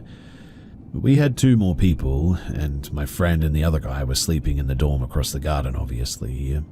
They were maybe 40 meters away at most. We had signal, very weak, but it was enough to try and call over and over for my friend. In our head, he was the most experienced with this stuff, and we had some hope that he would know what to do. We must have called probably 30 times in an hour, but there was no answer. In the meantime, the people that the girl had seen were still outside, according to her, and she was seriously freaking out with the other girls while we tried to reach my friend. We couldn't reach him for whatever reason, but eventually, after another 20 minutes, she said that she sees them walking away to the forest, just going through the fence like it wasn't even there. Even for us grown-ups, it was hard to climb that fence. It was really high, and she said, though, that they just went through it. Now, we were in there for quite some time, and in the morning when the sun was coming up, we finally got brave enough to go outside and to go and get my buddy. And he told us a crazy story of his own, too. Apparently, he got up to have some water at around 1 in the morning, looked outside the window to check if we were still up, and saw me in the window, waving to him and showing a thumbs up. I can assure you, though, that that never happened. Also, he said that he should have received some calls, but he never got one. Then he said that when he went back to sleep, just to wake up 30 minutes later from something that he couldn't describe, he said that he sat up in his bed, looked out the window and saw his grandma on the other side. Apparently, she told him to go back to sleep because he cannot go outside now and his friends are going to be fine. She will look after them. He thought that it was a dream, and so he just sort of went back to sleep. That was around the time when the girl said that they started to walk away to the forest as well, allegedly. Also, the phone of my buddy was found in the morning in the middle of the garden, while he never left the room and was checking his phone when he woke up the first time, so he definitely had it. Also, he said that he had a strong desire to come to us when he first got up, but he saw me in the window with my thumbs up and decided to stay, believing that we were fine. And so, all in all, when we put together the stories in the morning, we probably got our first white strains of hair from stress, but my friend said we have to apologize. So the next night, me and him went up to the forest. He made a small fire. We burned some herbs and loudly apologized to anything that we disturbed by our actions. And weirdly, after that, nothing really happened. There were some shadows in the forest here and there, some weird sounds in the night, but nothing like before. One of the girls managed to shoot a picture of something white passing in front of one of the windows on a Polaroid, but sadly after our work ended, we didn't keep in contact, so I can't provide the photo.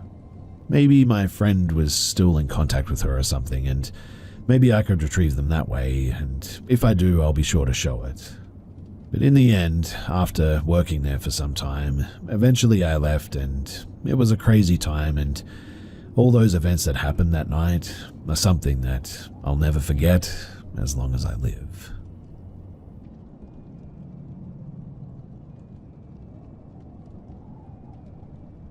When I, a 38-year-old male, was 18, I lived in a suburb of southeast Melbourne, Australia, Noble Park.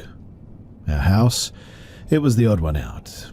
On a street of 70s to 80s brick homes, ours was an Alpine-style weatherboard home with a steep roof built in the early 20th century. It was old, cold, and noisy, and you could see the ground through the gaps in the floorboards even. We had a big dog who stayed outside until everyone was home, and then slept outside in a big pen or doghouse at night, mostly in the summer. We also had an indoor cat. The week that this happened, I was home alone and Dad was overseas. Mum and Sis were visiting family. So one night, when walking home from work, I rounded the corner and noticed a figure standing on our carport roof, looking through a window into one of the 3 upstairs bedrooms. The sun was setting, so all I could see was a dark silhouette. I yelled at it from the top of the driveway, and then it was just gone. I remember thinking that that was odd, that my dog didn't bark or notice anything. I went inside and checked the house, the dog, the windows, and the doors, etc. Everything seemed to be in place. I assumed I had just seen a shadow from a nearby tree at sunset or something. The following night, I walked home from work and everything seemed normal. I checked all the windows and the doors, let the dog inside for the evening, and eventually put him and myself to bed. Now, my bedroom was upstairs, down the hall from the room next to the carport roof. But before bed, I had a routine of shutting all the doors in the house, as they were all sort of squeaky and the drafts would often blow them closed if left open. This night, I closed all the doors, checked the locks, turned off all the lights, and eventually I went to sleep. In the middle of the night, though, I was awoken by something. I'm not sure what, but when I came to, I focused my eyes and looked around. I saw the hallway light coming in under my room, and I thought that I had turned that off, but perhaps I had forgotten. Right then, my doorknob started rattling, though, like somebody was struggling to open it. I immediately lay back down on my side, facing the wall opposite my bed, and my heart starts beating hard. I hear the door open, and so I close my eyes. I figured that if someone was breaking in, that my best chance was to pretend that I was asleep, and maybe they'll take what they want and just leave. I slowly open one eye, the one against the pillow so it's less obvious. I see the light from the hallway on my wall. My bedroom door is fully open. My heart is beating harder now, and I lay still. I see the digital clock on my CD player and a little after 2 a.m. Then I hear the door creak again and watch as the light on the wall slowly starts to disappear. The bedroom door is closing, and at this point I'm positive we're being robbed, but I continue to pretend that I'm asleep. Keeping one eye open, everything is heightened. The loudest noise is my heartbeat, but I try to listen through it and I can't hear anything. No breathing, no footsteps, nothing. At this point, I begin to feel pressure around both my feet. The blanket is getting tighter around them, and it was then that I realized that something or someone is now sitting at the end of my bed. I look at the clock again, and it's now a little before 3 a.m. I'm frozen, scared, and have no idea what's happening. At some point, I have the idea to slowly readjust my position in bed and move my feet a little to see if something or someone moves or something happens. So I do this, but as I slowly readjust my feet, I feel one of them hit something solid. Something is definitely sitting on the end of my bed. I don't know what to do at this point, so I just stay still and listen while looking through one eye at the clock on the bedroom wall. The next thing that I remember, though, is hearing the first bird starting to chirp before sunrise. I look at the clock and it's now a little before 6 a.m., and I notice that the room is a little brighter. The sun is coming up. Shortly after this, I feel the pressure lift from the end of the bed. I hear the bedroom door open. I see the light from the hallway on the wall again, and then the door shuts and the sun starts to rise. I got up shortly after this, freaked out, and checked the whole house. All the doors and the windows were locked. The dog had slept through the night and nothing from the house was missing. Weirdly though, my cat was stuck in the bathroom overnight. He must have followed me when I brushed my teeth without me noticing and must have got locked in there or something. To this day, I'm really not sure what happened that night, but I sure as heck will never forget that night in Noble Park.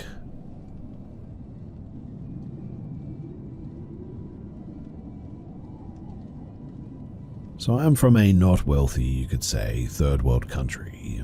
It's not as bad as it seems, but not as developed as it should be, really. Several times a year I visited my grandparents in the countryside. They had several cows, sheep, chickens, etc. Regular stuff.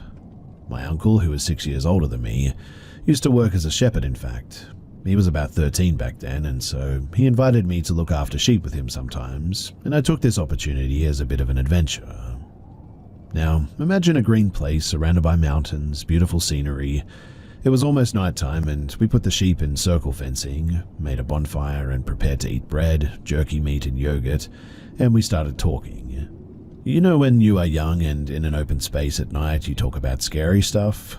Well, suddenly, another shepherd who was an elderly person joined us out of nowhere. We didn't mind, especially after finding out that he had sausages and many other delicious things with him. Surrounded by a bonfire in fresh air with stars as visible as the palm of your hand, it was very picturesque, when suddenly this elderly person asked if we believe in the shaitan or the devil. I said yes, and my uncle said no. He then proceeded to say, about 2 months ago, I was herding my sheep. Usually when you herd them, there are always goats in the front. They are like the leaders of the sheep, really. They eat better grass, drink cleaner water, etc. He was explaining. My uncle then said, those are obvious things, so what are you talking about? But he then said, one goat was acting kind of weird, behind the sheep, never joined the other goats and ignored any commands. Funny thing is, my dog and horse were acting as if the goat was a snake. They didn't come near it and tried to avoid it, so I got off my horse, looked closer at the goat, and realized the goat wasn't from my herd. I said what the heck to this and tried to find any labels on it. Amazingly, this goat was white as snow and didn't have any labels or marks. Usually sheep and goats have labels on their ears like earrings sort of thing. But when I tried to look even closer to it, it actually bit me. After that I got pretty angry and kicked it, and suddenly sort of lost consciousness. Everything was sort of blurry, but I swear to you that I saw the goat get up, shake itself off, and walk away on 2 legs. Nobody believed me, and it's kind of difficult for me to look after goats now because I'm sort of afraid of them. After his words, my uncle and I were a little bit shook. what the heck, right? Why did you even tell us that story before nighttime? We didn't sleep well that night, and we never went too close to the goats of his flock either. But what do you think? Do you think that he was telling us the truth, or was he under some kind of influence? Was he just saying this to scare us? He seemed legitimate. He seemed like he believed his own story. I really don't know what to think about that guy and his story, but something about it just really had me shook.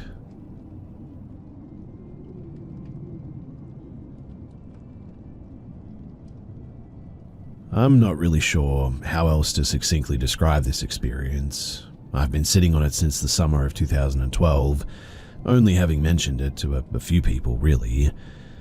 I guess I'm sharing this partly to finally put it out there, and to also see if anyone else has had similar experiences, or even an explanation of what might have happened.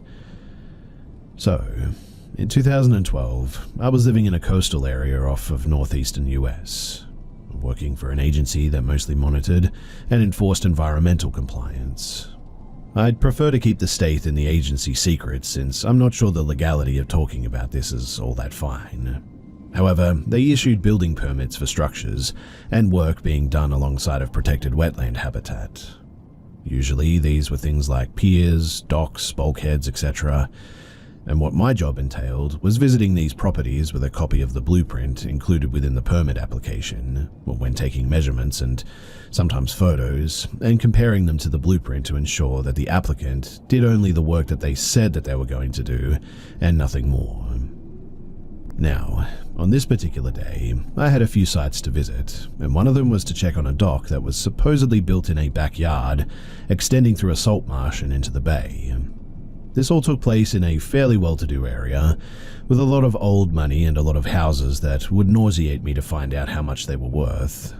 If you're picturing a neighborhood of a very spaced out, very large houses with immaculate landscaping and waterfront views, well, you've got the right idea. What set this house apart from all the others, though, even though I parked on the street, was how utterly wrong this place looked for where it was located. It was situated at the inside corner of two streets, with another house on either side of it, and it looked utterly incomparable to its neighbors, which were both very large, very new-looking houses, as I previously described. This one, though, was a derelict-looking two-story building that looked like it was awaiting foreclosure. It had rotted wood siding, a roof that was falling apart, and a lawn that looked like it hadn't been mowed all summer. In fact, the only thing that didn't look ancient and unkempt was the white picket fence, which was pristine, as though it had been painted earlier that week. I double and triple checked the address and the blueprint, finding that while I had the right address, the house looked nothing like it did in the blueprint, appearing to be a different shape even. After confirming that the adjacent houses were also the right addresses, I approached the front door, only to find the storm door wide open and the screen door closed but torn in several places.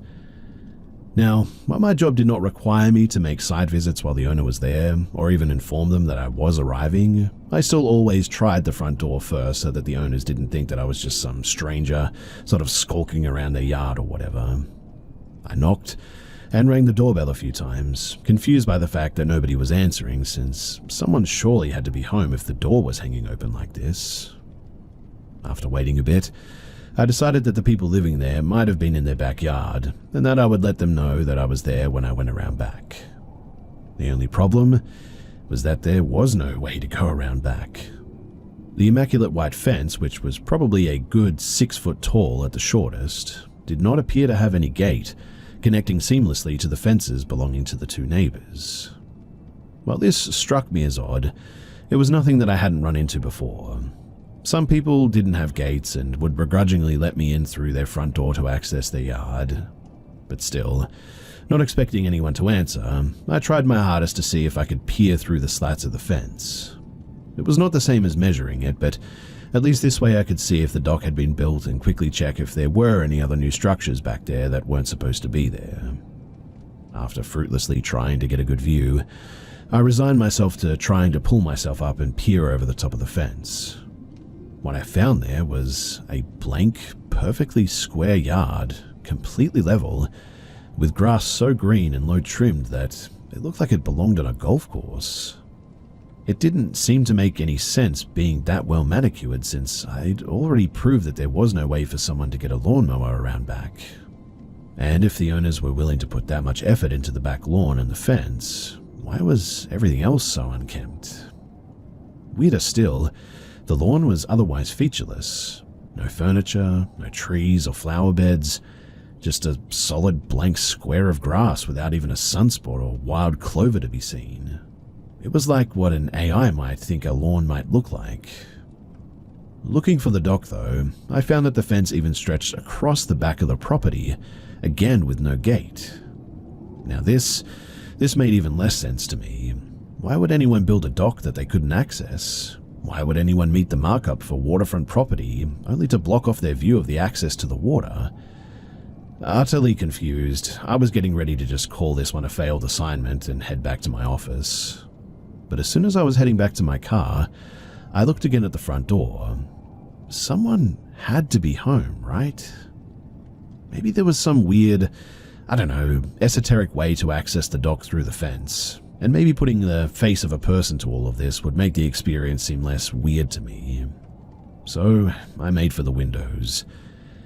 And they were filthy, and had ratty pink curtains drawn.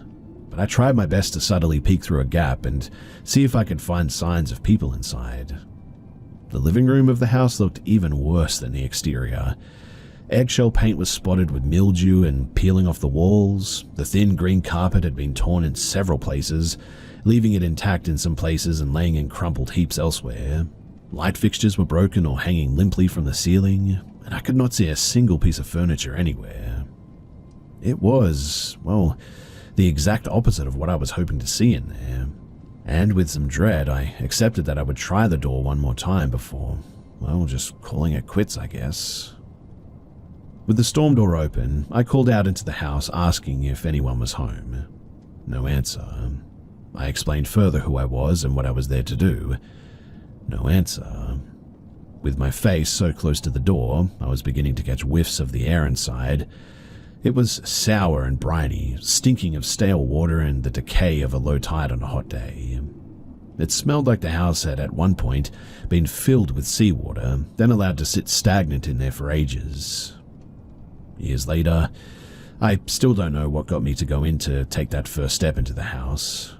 I think I was growing concerned for the owner. What if the place had been ransacked and someone was hurt inside? What if someone couldn't get to the door or call out because they were incapacitated? Whatever the reason, I opened the screen door and took a step inside. Just one step. Enough to peek my head through the door. What immediately hit me, though, was the intensity of the smell from before, so suffocating that I almost choked on it. I quickly began to worry that someone might be dead inside, and I called out again asking if anyone was home and if they were okay. Now, to cut away for a moment to give a bit more context, I'm no stranger to supernatural experiences, even more so now than I was back then.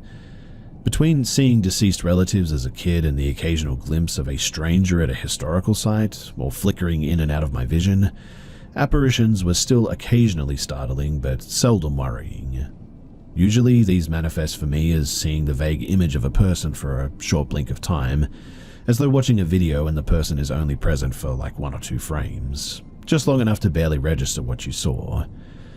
More often it manifests for me as a feeling though, a subtle change in the air pressure, or an electrical quality to the air perhaps. Imagine the feeling you get when someone is right behind you.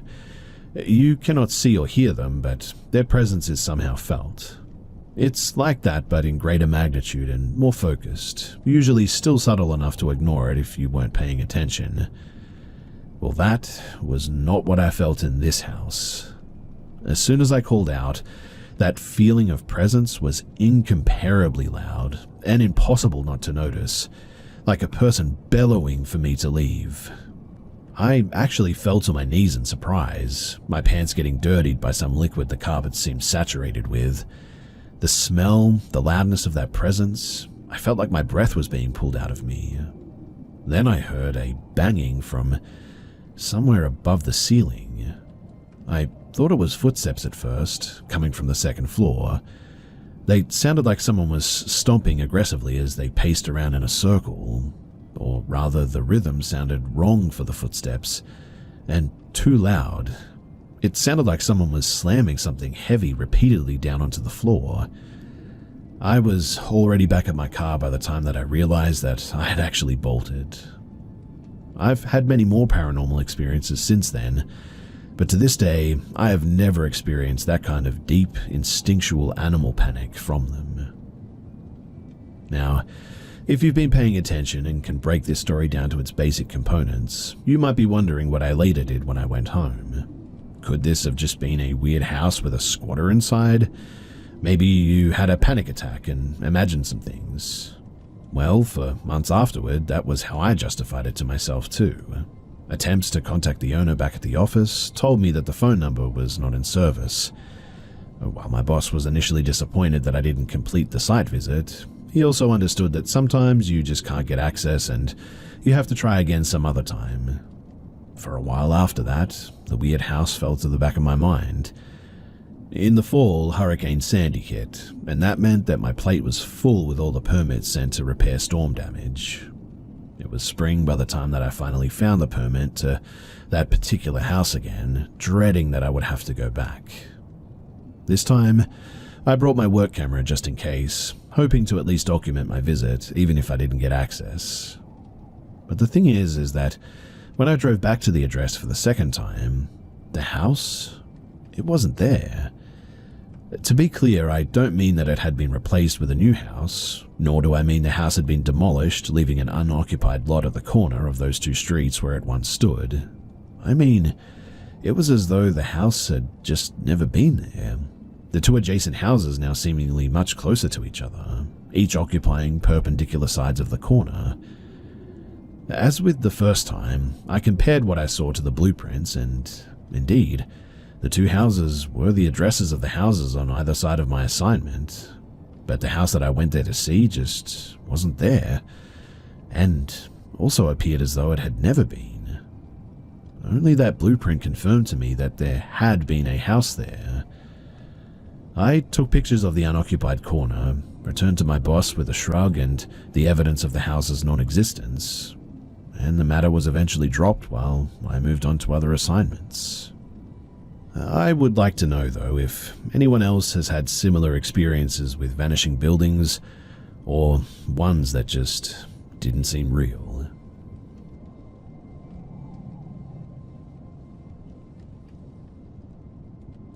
I've had many experiences with the paranormal and interactions in my home, and I thought that I would share some here for all of you guys.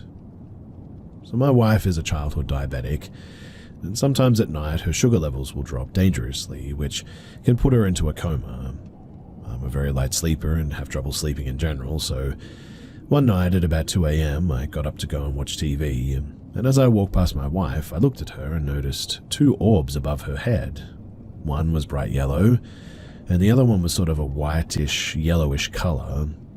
I looked, took a couple of more steps, and then went, "What the heck?"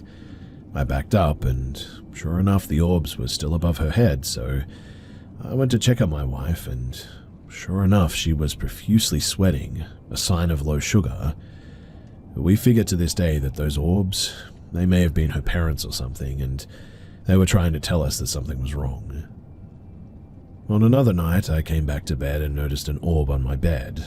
I sat down on my bed and moved the blankets around, lifting them up and stuff to see if it was a light trick, but the orb just stayed there. I moved around, waved my hands, but the light was never blocked.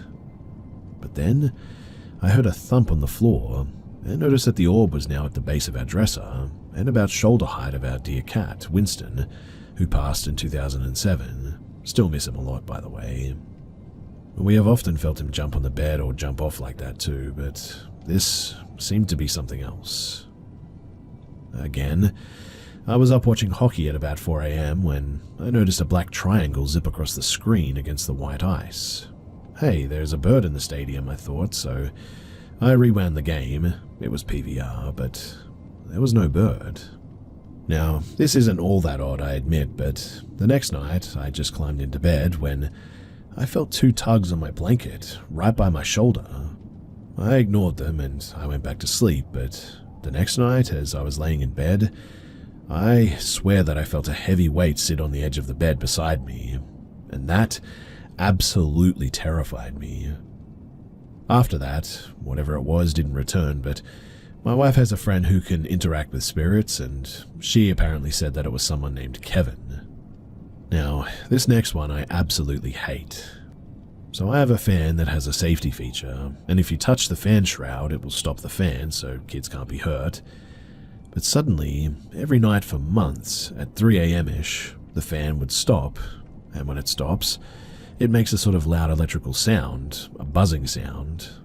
The fan never stops at any other time except then, and I always felt that there was someone standing in that corner watching me each night, and this freaked me out, so I moved the fan to an empty room, and guess what? It didn't stop. If it did stop at random times, it was on from like 10 p.m. to 9 a.m., I would definitely say electrical problem, but every night at around 3 a.m., pretty much bang on, it would always stop, which was a bit strange. Now, the reason for sharing all of the above is that this next one happened just 2 nights ago. I was awake laying in bed and I could hear someone walking back and forth at the foot of the bed, and it was keeping me awake. Then, I heard a tapping sound from our baseboard heater, then walking, then tapping, and, well, this was too much, so I growled, "Will you get lost? You're keeping me awake." And right after I said this, there was a loud thump on the floor like I startled it, and the air in the room became really much lighter, I guess you could say. I have more experiences, but these are probably the best ones. I guess I'm a bit tuned into spirits or whatever, but for the third one I think I brought it on myself, knowing that I'm a bit sensitive to all this stuff I've been saying in my mind. If any spirit needs help and you are a good spirit, I'll try to help you. And I guess Kevin needed help, and perhaps that's why he approached. But whatever the case, it was still very terrifying, and quite honestly, I didn't really expect it, I guess. But here's hoping that after this last one, things will start to calm down.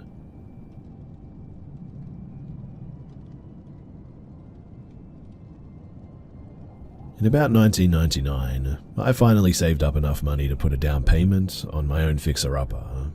It hadn't been lived in for quite a while, and it actually had been used by a local church as a youth facility. It was about 100 years old on the deed. It was located in a mill village in the Carolinas, and it was only 4 rooms and a bathroom at about 800 square feet. It was on one of the bigger lots in town. Now, I was recently divorced and living with a friend who I had worked with at one time who was also ex-military, so it worked out well moving into a house. He worked in law enforcement now and wasn't there much, but paid half of everything, which gave me some extra money for improvements. We had really nice neighbors, all retired, and I had many talks over the fence with them. As you can imagine though, 2 single guys living in one place, we had many women in and out of our doors. My elderly neighbor was a retired textile worker who was single most of her life and understood our habits. As I demolished the kitchen, I tore out everything down to the bare walls and replaced plaster with drywall. As it was slow going, considering that I was going to school and working both full-time, there wasn't a lot of time for the remodeling. We did have one big table in the kitchen that we used for, well, pretty much everything. And one day, I came in from class and took my books out of my backpack and separated them by class in order to go through them quicker. I made a sandwich and joined with my roommate and his girlfriend in the next room just to catch up with the day. I just sat down when I heard all of my school books hit the floor in the kitchen. My roommate was the first to jump up with a weapon in hand because he thought someone was trying to break in. As we looked in the kitchen, not one item was on the table though. I picked everything up and put it in my backpack. I've always believed that spirits were possible, but after seeing this, I definitely had more to believe in, I guess. Puzzled that no door was open and that this happened, we just sort of joked about it and said ghost. The next day, I asked my neighbor next door if anyone had ever died in my house.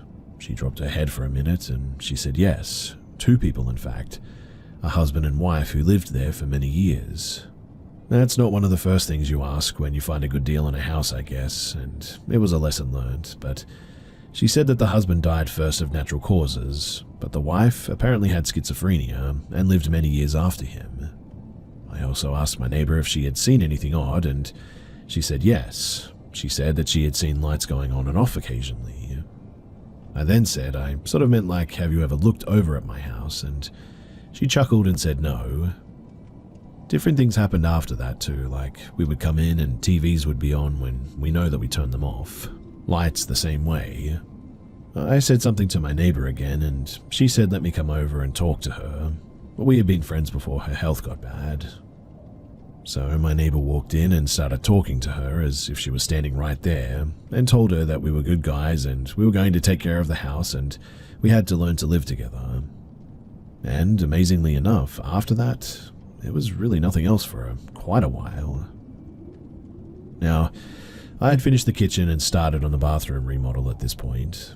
At about the same time my roommate was making plans to move out and a girl I was dating was moving in, we were planning to get married soon. She had a son and I had to prepare a room for him with a big closet for his stuff. And it was at this point that things started happening again with the lights and TV and stuff falling off the kitchen counter again. My roommate said that he had lost his key to his room, swearing that it was on the keychain, but I dismissed it because I was going to replace it anyway. Later, when pulling up carpet for the new walk-in closet in my stepson's room, I found my ex-roommate's key, believe it or not, under the carpet that I had pulled up. And honestly, I have no idea how that could happen. I had replaced that lock when my ex-roommate moved in, and I checked and the key matched the lock. That was unbelievably odd. In the time that I was fixing up her son's room and the time that she was to move her stuff in, one afternoon I came home from school and drank a couple of beers and took a nap, only to wake up abruptly to my stereo blasting so loud that it was deafening. Mind you, this was one of those old school stereos that you adjusted volume by the knob and not a remote. I jumped up and turned it off. Irate, I remember saying something to the effect that this was my house, and if we both can't live here, I'll burn it down. I think I even said that if there was a light near where she was, that she needed to go to it. And after that, there was absolutely nothing for the next 6 years that my new wife and stepson ever experienced. Thinking back, maybe negative energy had been building up in the home for some time, because some decisions were made for her son to go into a private school near where his father lived for a better education, and even though I didn't agree, she did it for his future and I understood, but our relationship paid for it in the end with divorce after 8 years. Nothing I can remember stands out after my wife left, other than that she said that in the end that the house gave her bad vibes and she wanted nothing to do with it. I had wondered at one point if the spirit of the woman wanted me to be there, but wanted only me because there had absolutely been nothing else that had happened the entire time that I lived there alone. A few things did happen though by surprise during the sale of the home when I was preparing to sell, like the furnace needed repairs and my entire front sill collapsed right before the home inspection due to termite erosion. That happened years before I bought it, mind you, but there were a small string of events like this of just unfortunate luck, I guess. On a side note, it was odd how other information had come to me about the residents of my home prior to me living there through a woman I had dated when I first moved in. She had lived a few miles away, and when I told her about what had happened with the books and the table, a neighbor of hers was nearby and overheard our conversation and asked where I lived. I told him, and he said that he grew up over that way and they used to play ball in the church parking lot near there, and that the woman who lived there when he was a boy had a lot of mental issues. If they hit a ball into her yard, she would grab it and take it in her house and throw it in her wood stove and burn it, apparently. And that wood stove, when I moved in, it was the one in the kitchen. The one that I had trouble with as I was trying to sell it.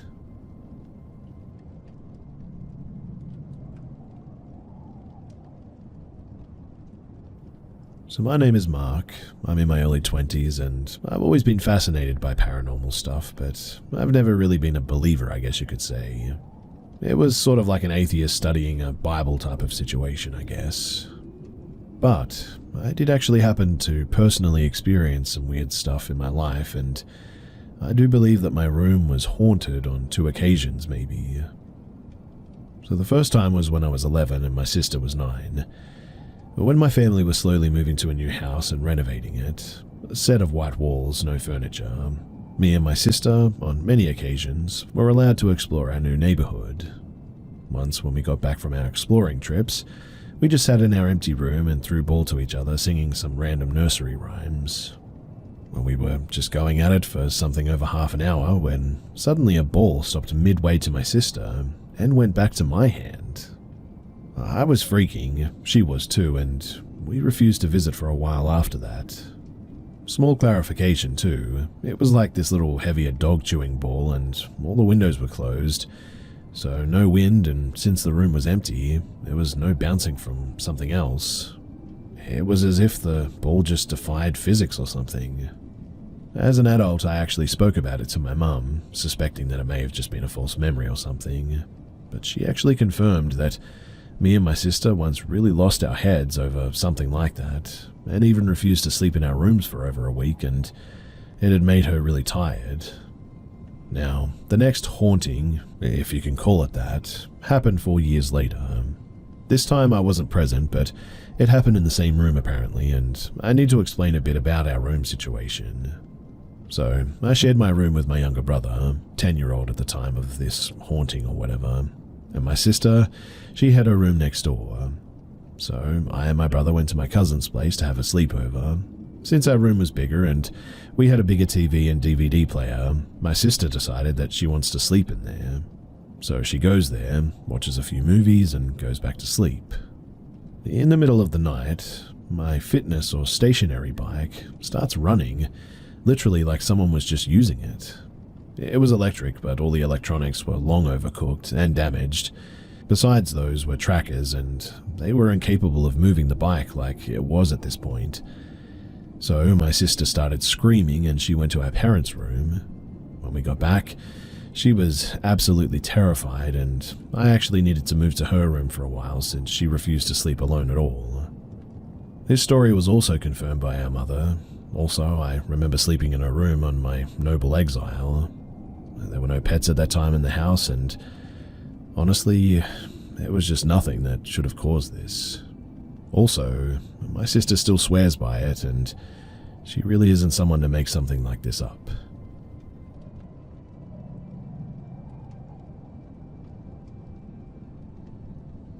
So, if some of you guys listen to all of the stories here, then you'll know that someone has been watching my place for some time now.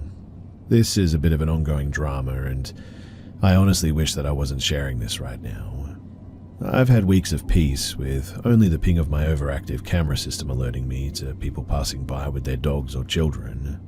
Honestly, I thought everything was fine, and maybe this isn't the most dramatic update, but it was just another scary tick mark to add to the list.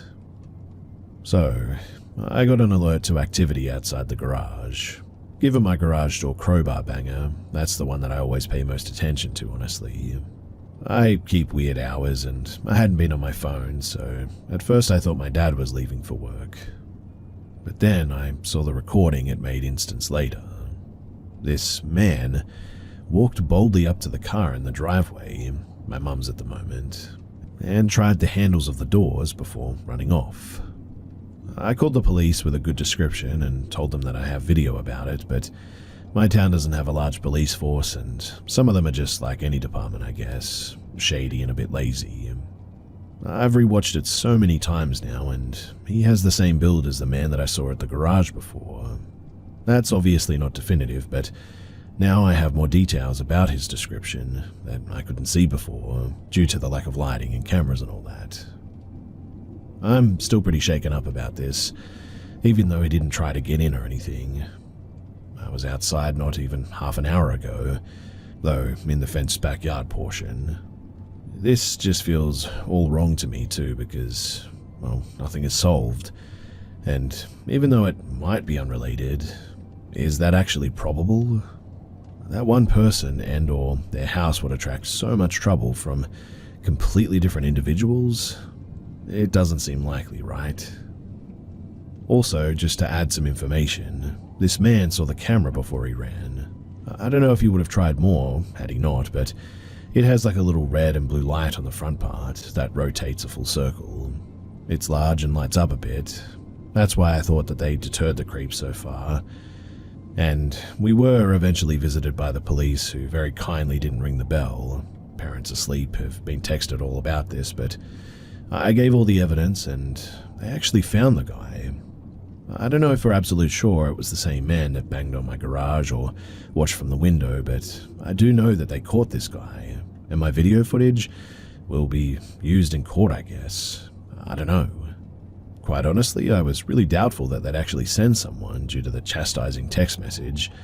Non-emergency was closed and all that, so I called the regular line. As I mentioned earlier in some other videos about this incident, my dad had told me that there had been a lot of car thefts in the neighborhood. But the weirdest part to me that I think I must be imagining or something is that he looks, from the somewhat fuzzy camera stills, quite a bit like the guy that I had a one-night stand with a couple of months ago, right around when all of this started. I really didn't think that it could be him, but I'm hoping that since I'm supposed to get the ring footage to the officer tomorrow, I don't have access to that one right now, I can ask who this person actually is. I'm really hoping that it's all over now. All of this has given me a lot of comfort. And unless I'm wrong and there's a second person, which is pretty unlikely, this should be my last update on, thankfully, a closed chapter.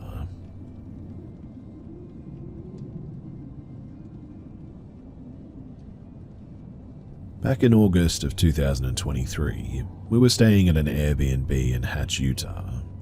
This place didn't have any air conditioning, considering the elevation of Hatch, and the temperature was pretty comfortable. This will be relevant later. Now, on the first night, my wife and I were out stargazing since the sky was devoid of light, pollution, and clouds. I had my GoPro set up and my phone taking photos, and we were just staring up enjoying the stars. That was when my wife pointed out to me what appeared to be a single small satellite floating across the sky. As we were looking at it, however, it then multiplied into 3 lights in a sort of triangle shape. It continued to expand in the same manner until there were about 7 lights in a larger triangle pattern. That in and of itself is pretty weird, right? But what really was just bizarre was the sky that was visible within that triangle shape more or less froze like a screenshot, and then that section of the sky was moving with the triangle while the rest of the sky around it was stationary. The best way I can think to describe it would be like in the movie Predator and his active camo invisibility tech. The world behind him was visible but sort of skewed, and this triangle passed over the sky for a few short minutes until it just seemed to either rise rapidly and disappear or shrink rapidly. It was about that time that we noticed that it had also gone eerily silent outside with us. No crickets or anything. Even the wind seemed to have stopped. We decided to go in for the night after that, as we were both pretty weirded out by it. In awe, of course, but also weirded out. I got some good pictures of the night sky, but of course, as is usual, they didn't see anything weird. Anyway, a few hours later, the same evening when we were getting ready for bed, I wanted to try a long exposure setting that I had found on my GoPro, so I was standing on the porch taking pictures. That is when I heard the whistle. Now, I'm not an overly superstitious man by any means, but I've heard stories, and not wanting to take my chances, I didn't return the whistle. There was a second whistle shortly after the first that expedited my decision to just go back inside. Weirded out, we just sort of laughed it off in the end and made sure the doors were locked, and we went to bed. Mind you, due to the lack of air conditioning in this house, the windows were all open for airflow. An hour or so later, after we were asleep, my wife wakes me up to ask if I hear something. It was at this point that we both hear very clearly a deep growl, and breathing like that of a bear or a large animal outside of our window on the porch. Not loud, but definitely very bassy. We could hear heavy footsteps on the porch as well. We woke our friends up and quickly turned all the lights on to look around. There were no footprints on the dusty porch and none in the soft mud around the porch, so this experience we really just cannot explain. Of course, our friends were asleep in their room and they didn't hear a thing, and they didn't experience the earlier sighting outside either. Nothing else weird happened while we stayed there for the rest of that trip though. But the final thing to have happened, and this is the part that really weirded my wife out, was that a month or so later, when we were back home, we were in the kitchen making dinner when she looked up and there was an owl sitting on the fence just sort of staring into the house at us. I wasn't at that time aware of the correlation between alien sightings and abductions and the sighting of owls, but I definitely am now. To our knowledge, we didn't have any lost time events or anything like that, but it just kind of felt like we saw something that we weren't supposed to see, and maybe they were checking us out to see if we were cool. For my wife, this is all a little bit too much, and it has made her very uneasy to stare at the stars as much anymore. I, on the other hand, am still very much intrigued. We haven't noticed any more owls as of late, so who knows if it was just a coincidence or not. But I'm sharing this because I want to describe my experience and just explain it to someone out there. I would also be interested in hearing if anyone else has experienced, anything like this.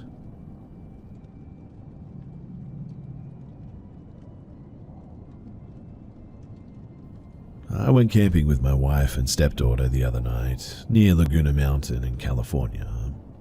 We were off the main road in a secluded route that seldom had cars passing by. No foot traffic through the area at all, however.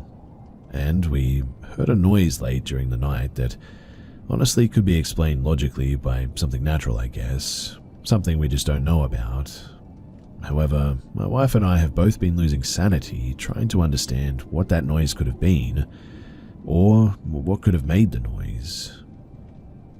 The first occurrence of the noise occurred around midnight, and we can only describe it as a slow, deliberate, rhythmic nail scratching on the tensioned paracord strips that were securing the tent to the ground. Naturally, we thought that it might have been a critter curious about the tent, but the slowness and the rhythm of the noise makes us believe otherwise, because critters like that generally scratch quickly and sounds more hasty, I guess. The other conclusion that leads us to believe that it wasn't a critter was because of the fact that throughout the night, we actually did hear squirrels running around outside, curious of all of our stuff that was outside. Why is that detail important? Because during the time leading up to the noise, and the time after the noise, we heard absolutely no critters outside running up to or away from the tent.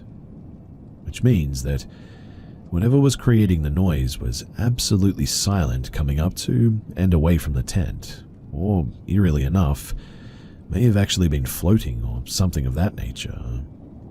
We did hear it again at around 2 a.m. the same night, and during that specific episode, the noise seemed to have shifted from one corner of the tent to the corner closer to our heads, allowing us to even feel the vibration of the scratching reverberating throughout the floor of the tent. And that's what leads me to believe that it was the taut paracord strips, because of the tension allowing the vibration to be much stronger. Now, we may have also heard the noise again a third time, but it seemed so weak and went on for such a small duration compared to the other times that we honestly couldn't really key in on the noise that time. So we aren't sure if it was actually the same thing or just our sanity playing tricks on us at that point. My wife and I were very disturbed when we heard that though, and it honestly kept us awake and on high alert for a long time. We're very curious to know what it may have been as well, and that's why I'm here. Has anyone had a similar experience, or does anyone have an explanation as to what that could have been?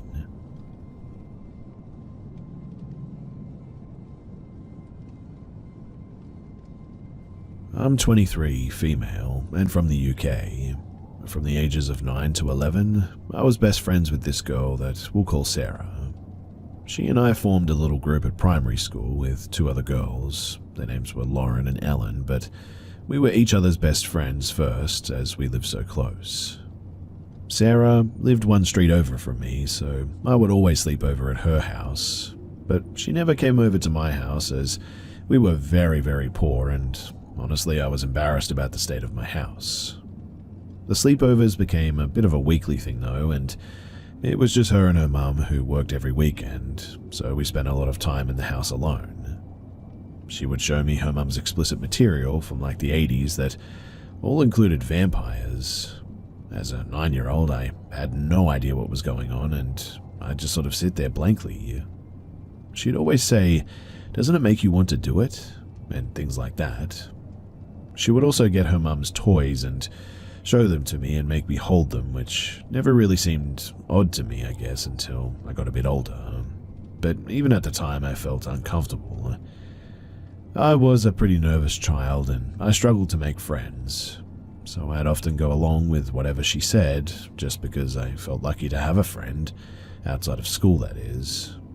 But she would often make up scary stories or do sort of mildly creepy things at night, like sing patty cake in a babyish voice close to my ear while I was sleeping, or pretend her dolls were alive and wanted to punish me for taking her attention away from them, which creeped me out but never outright concerned me, I guess. Though my mum was worried that I was having constant nightmares at this point. None of this affected me though too much, and so I stayed friends with her. Later that year I got mauled by a dog, Japanese Akita, and had reconstructive surgery on my face. Due to this, I had to take medication at certain times, and would be escorted to and from the school office every day by my other friend, Lauren. Because of this, we became best friends, and I started sleeping over at her house instead of Sarah's. Sarah didn't like that I was getting a lot of attention due to my fresh scar that I had, or that I had replaced her with another friend, so she said that I was pregnant at 10. Complete with tears and plans and everything, including Ellen telling her mum at the end. As kids, we really didn't even question the validity of her claim. At some point, she dropped this, and next she pretended that she had cancer. I called her out on that one, as I knew a lot about cancer because my auntie had it at the time, which she really didn't like. After that, she started calling me names, stealing my school stuff, made up lies about me, and more, making our other two friends pick me or her. It fluctuated a lot, so sometimes they'd be my friends, other times they'd be hers. During this time, though, I slept over at Lauren's a lot, and a lot of my stuff went missing. A pink flip phone that I just got as my first phone ever. This was like 2010. And my DS Lite, which was my prized possession at the time. My mum, she got involved at this point and demanded that they find it, as she knew that I'd taken it to the sleepover. In the end, Lauren supposedly found them both smashed up on a road far from either of us lived, and returned them to me completely broken weeks later. Later on, Sarah and I got invited to swimming baths for Lauren's birthday, and for once we got along like it was having my best friend back. Us kids were basically left alone in the pool to mess around for a few hours. An important note here too is that I really couldn't swim, and I still can't. I had chickenpox during school swimming lessons, and I'm terrified of water now, so I've just never learned since then. Anyway, at one point I was so sick of being stuck in the shallow end, like a baby at the age of 11, when all of my friends were swimming in the deep end. Sarah noticed this and came over to me. She offered to piggyback me and swim me to the deep end so I could play with everyone else. I was really happy to be included. I didn't even think about the fact that she didn't really regularly like me, or that if she left me, I really couldn't swim back. I just hopped right on, and she swam us out. She started mock tipping me sideways like she was going to drop me, and I cried and begged her to take me back. I was terrified of getting water in my face or going underwater. Still can't go underwater to this day. She just laughed at me though, and then dropped me dunking me under the water and holding my head there where I struggled and I couldn't breathe. I remember struggling and being unable to breathe, but the next thing I knew, a lifeguard had pulled me to the side of the pool and I was choking on air and shaking. I also have horrible reactions to the smell of chlorine, and it makes me sneeze and my eyes swell up, so I had to be picked up, but everyone told me that it was an accident and just kids messing around. She later told me that it was just a joke. I should learn to swim and stop being a baby, which I guess is kind of true, but still, after that day, I didn't want to be around her anymore. Our friends still flip-flop between us, some days being her friend, other days being mine. But that was fine. I didn't care anymore and I was just sick of her. I avoided her like the plague at this point. And I mean, primary school was almost over and after that I never had to see her again. Eventually we all went to secondary school, ages 11 to 16, and we all went to the same one, but my school was categorized into classes, the top being the smartest, and I, Lauren, and Ellen were all in the top class and Sarah wasn't. It was a nice buffer and I got my best friends back as well as making more friends for the first time ever, and so I completely forgot about her in all honesty. But then, one day as I walked home from school, I passed the corner shop on my way home and she was there, blocking the path, waiting for me it seemed. Her school tie was tied around her head like a headband and she was crying. I tried to go around her and she growled at me and launched herself at me. I was like 4'7", 80 pounds if that, and she was much larger than me and I'd never been in a fight ever. I really had no idea what to do to get her off of me while she clawed at my neck and alternated kneeing me and elbowing me. I just wanted her off me. I grabbed the tie wrapped around her head and pulled her as hard as I could until she fell to the ground, and with that, she just ran away crying. I remember walking the rest of the way home so confused. I mean, what had I even done to her to deserve that? I mean, I hadn't even spoken to her in like 8 months at that point, and she and our other friends were in the same tutor group and they hadn't mentioned anything to me. Eventually I forgot about that too. I turned 12 a couple of months later, and the day after my birthday, I walked into school having spent all of my birthday money on new pens that I was excited to show off. I was a bit of a weird kid, I know, but first lesson of the day begins and Ellen runs up to me and says, "Sarah's brought a knife to school. She showed me in tutor and she said that she brought it for you." At first, I kind of laughed out loud at that, assuming that it was a joke of some kind since any sort of weapon brought to our school was grounds for immediate expulsion, and nobody was stupid enough to try that, especially at 12 years old. I think I even made a joke about it, probably being a butter knife. She repeated though that apparently she was serious, that she told the teachers about it and they'd actually called the police at this point. Again though, I just didn't believe her. To me, it seemed crazy that they would call the police over a 12-year-old bringing a knife to school. But they did.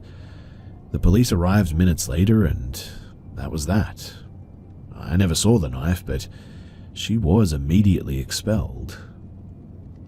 I don't know for sure why me or what she had planned to do, but she must have told multiple people that she was going to do something to me because it was an ongoing joke the rest of the time that I was at school. She ended up going to the school my little sister had just started at, and she apparently also told my sister that it had been for me, but it was just a joke. Side note, my little sister is a year younger and is a fighter, and at this stage, I've still never been in a real fight, and my sister has always fought anyone who badmouthed me. She's a real one for sure, but my sister apparently punched her for that, and that was the last that I heard from her until I was like 18 years old. I turned 18 and I was at university, and then out of the blue I was tagged in an old primary school photo by Sarah. It had the whole class in it, but she tagged only me. I found this a bit odd, but didn't do anything about it, and I mean it was on my old Facebook account anyway, so I just ignored it. A couple of months later though, it was Sarah's birthday and she sent me a message asking if I would come to her birthday party. Mind you, I hadn't spoken to her in like 6 years at this point. And the last time I had, she'd fought me and then brought a knife to school. So in the end, I simply ignored the message and I just moved on with my life. Later I saw that she and Lauren had reconnected and were best friends again apparently, which always concerned me as Lauren and I had stayed friends for years and she knew everything about how Sarah had treated me. But I've never really put much thought into it, other than that it's likely that they were still friends the whole time and Lauren had stolen my DS and phone because of Sarah and they'd broken them together. But the last time that I saw her, I was 19 and I was on a date with my boyfriend walking down the street, and I saw her standing at the bus stop. I wasn't really bothered since I'd neither seen or heard anything from her for years, until our eyes met, and she grinned and pulled out her phone and started filming me until I was out of sight. Now, I have no idea why she did any of the things that she did, and I mostly feel sorry for her based on the way her life has turned out so far. But really, I still hope that I never, ever run into her again.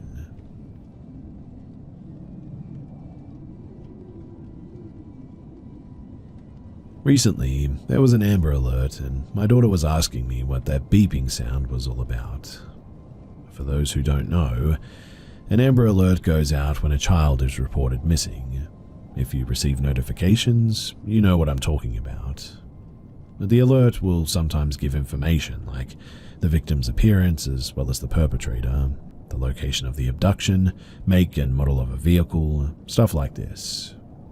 Anyway, my phone started beeping one evening while helping my daughter clean her room, an Amber Alert. She asked about it.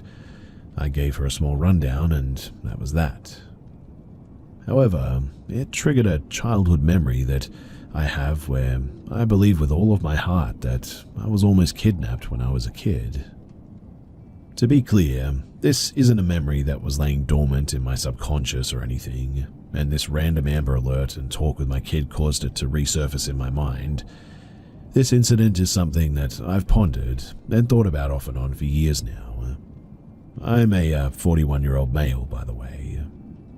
So, it's been a while since I've considered the factors and details of the experience, and this recent Amber Alert and talk with my daughter really caused me to pause and reflect on the incident itself once again. And so, here I am. As a parent, you worry about these things and you do all you can to protect your children, especially when you personally experience something truly scary just like this. Now, the occurrence happened when I was just a young kid. My guess is around 7 or 8. I can't be sure, but I think that that's a safe estimate based on the fact that much of these early childhood memories aren't really there anymore.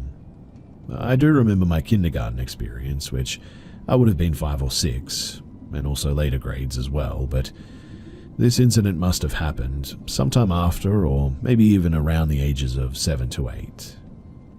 My parents took me to a neighboring city to do some shopping one day.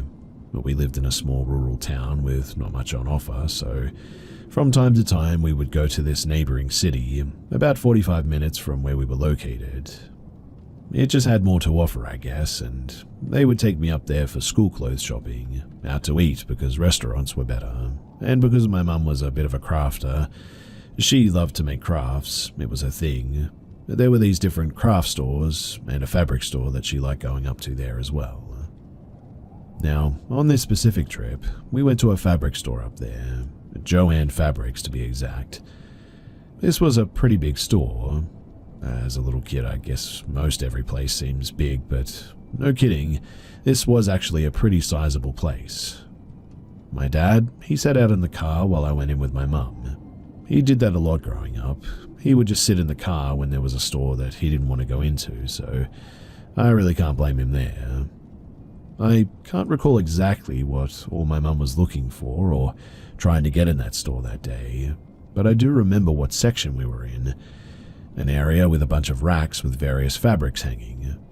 Imagine a clothing store with circular racks with clothes hanging around them, and that's pretty much what it's like at this fabric store, racks of hanging fabrics. I remember this area being sort of slightly toward the beginning or entrance of the store. As my mum was looking through these racks, I sort of begin to wander around. Not far though, just enough to kind of look around myself. I was probably bored and started wandering around, is my guess, but I could still see my mum just up and over a few racks away, so it wasn't like I was on the other side of the store or anything. Anyway, a random man approached me, and honestly, I can't even remember at what direction he came from. It's just like I was there by myself one minute, and the next I looked up and saw this guy. It was like he came in fast and sort of out of nowhere, but I quickly looked over to where my mum was. She had moved a few racks up and away, but I could still see her. There was a fair bit of distance between my mum and me at this point, and so here I am standing behind some rack of fabric with this older guy opposite me on the other side of this rack. Then he speaks. "Hey little boy, how you doing there?" I remained silent because this took me completely off guard. He asked, "Where's your folks at? Are you alone in here?" I stood still and sort of quiet. "Come here, I got something to show you." At this point, he started advancing toward me, coming around the rack to where I was. I quickly started the other way, but he stopped and started coming around the other way as if to meet me in the middle. I was scared at this moment, and became instantly aware that this man seemed a bit dangerous, and like he was trying to get a hold of me. "Come here," he barked. I jerked fast to the left, but he did the same, and at that point, he had this real wild look in his eyes. Whichever direction I went, he followed, but remember, there's a rack between us. Honestly as well, I'm so thankful for that rack. After some back and forth movements from me and this man, I finally lock on with my mum and yell, "Mum, help!" You would have thought that I had screamed bloody murder. It was so loud, but it got my mum's attention and did the job. "What's wrong?" she asked. This startled the man, and he looked over his shoulder in the direction of my gaze and confirmed that yes, that must be his mother. His demeanor all of a sudden completely changes, and it's as if everything is just fun and games, and he was just messing around, and he said as much to my mum. "I was just messing around with him. No harm, ma'am." My mum came to where I was, and as we reconnected, the guy just sort of tips his hat at my mum and makes his way out of the store. I explained to my mum what had just happened, that this guy was trying to get me. I was so upset and really shook up. She told me that I did the right thing by yelling and getting her attention. It was terrifying for sure though, and I'm thankful that something crazy didn't happen. Could I have been imagining things, like maybe this guy was really just messing around? I seriously doubt it. I very much think that there were nefarious intentions. I mean, why would a random older guy be using a fabric store? If he was there for something like crafts or fabrics, why promptly leave when confronted? To this day, I truly believe that he was up to no good.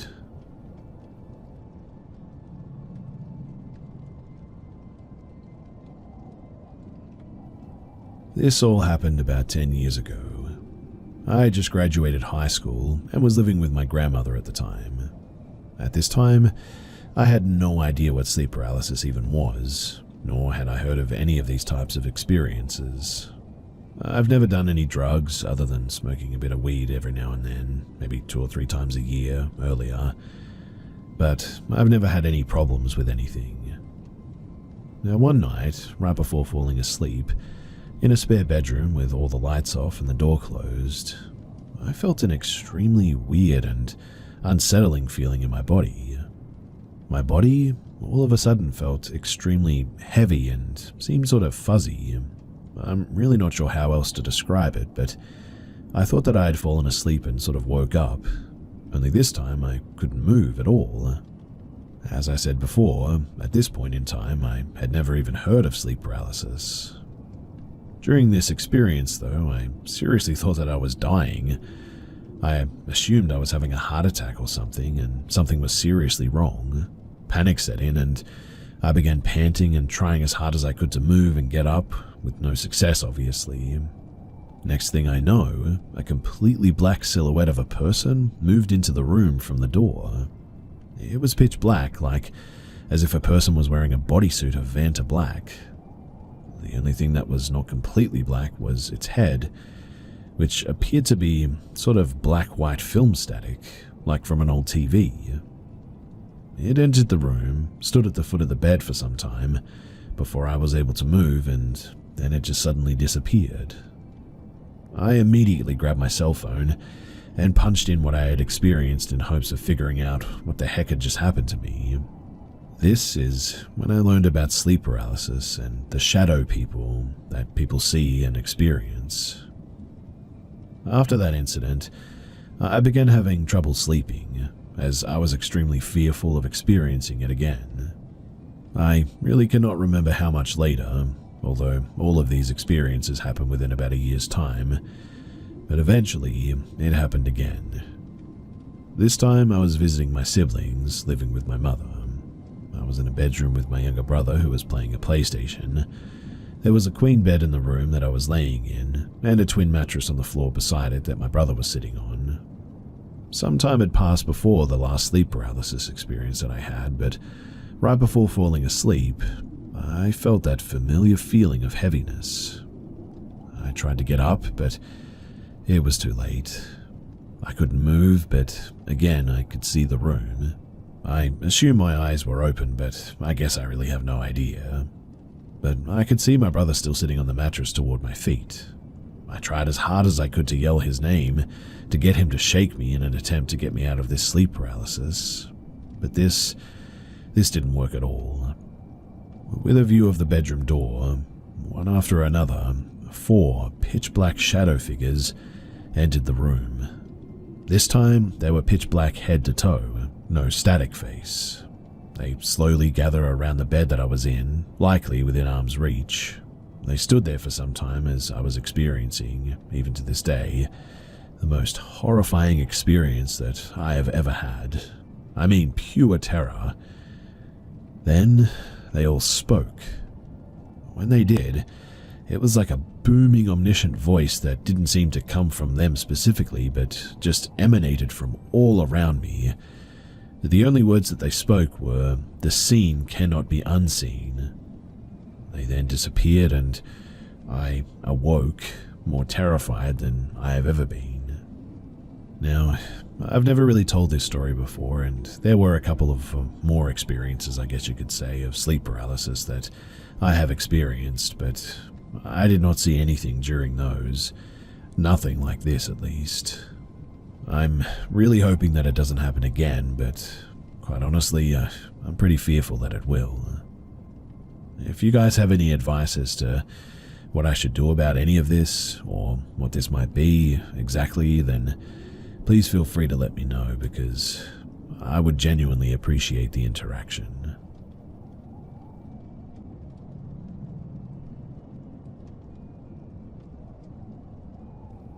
I lost my father in 2021. He passed away at the age of 56. He worked at a factory where they made paint. Due to his field, he developed scar tissue in his lungs. He had pulmonary fibrosis. He fought for 5 years, but during COVID he got bronchitis and he passed away. Shortly after his passing, I dreamed of my dad one more time prior to this time, and he was laying on his bed smiling with a thumbs up. When he appeared to me, he didn't say anything, and it was more like a feeling that I knew that it was him. He looked really young though, and he glowed, not in a movie or cartoon way, but in a sort of out-of-this-world kind of way. I ended up crying in my sleep, and my mum woke me up. I was apparently sobbing. After that time, I dreamed of him again about a year later, but this time it was different. I remember that I was in my living room, and my dad had his lazy boy recliner in the corner of the living room. That recliner was honestly his sanctuary. He spent most of his time in that chair, and I can remember seeing my dad rocking in his chair with his oxygen tank right next to him. Because of his pulmonary fibrosis, he has a very distinct cough as well.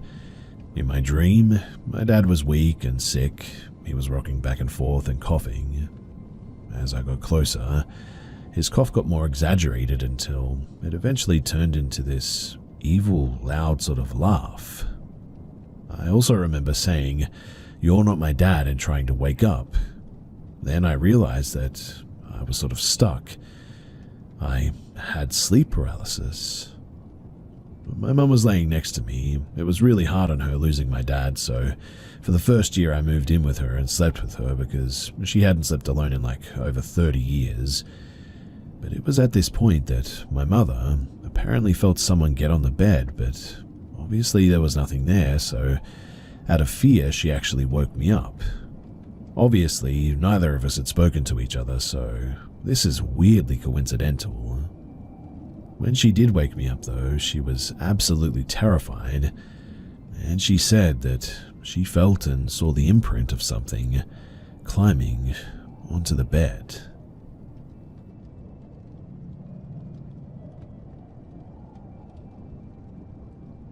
A while back, maybe 10 or 15 years ago, around 2009 maybe, when I was just a child, my family went to the Dominican Republic for a spring break, and we stayed in Santo Domingo.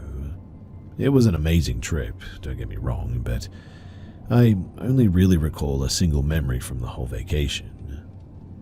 I walked into my parents' room in the rental house, which was just beside the indoor balcony, to get a swimsuit to change into.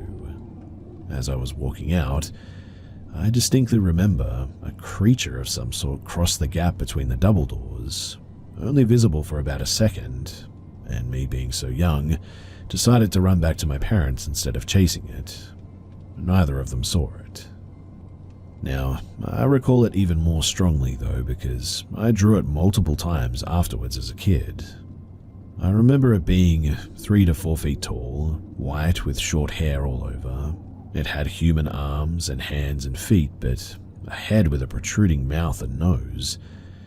Strangest of all, its legs went backwards in a similar way to most animals, despite it walking on its 2 hind legs. I've never heard a similar story to this anywhere, so I am wondering if someone can help me. It's been in the back of my mind for at least a decade now, and I would really like to figure out what this might be.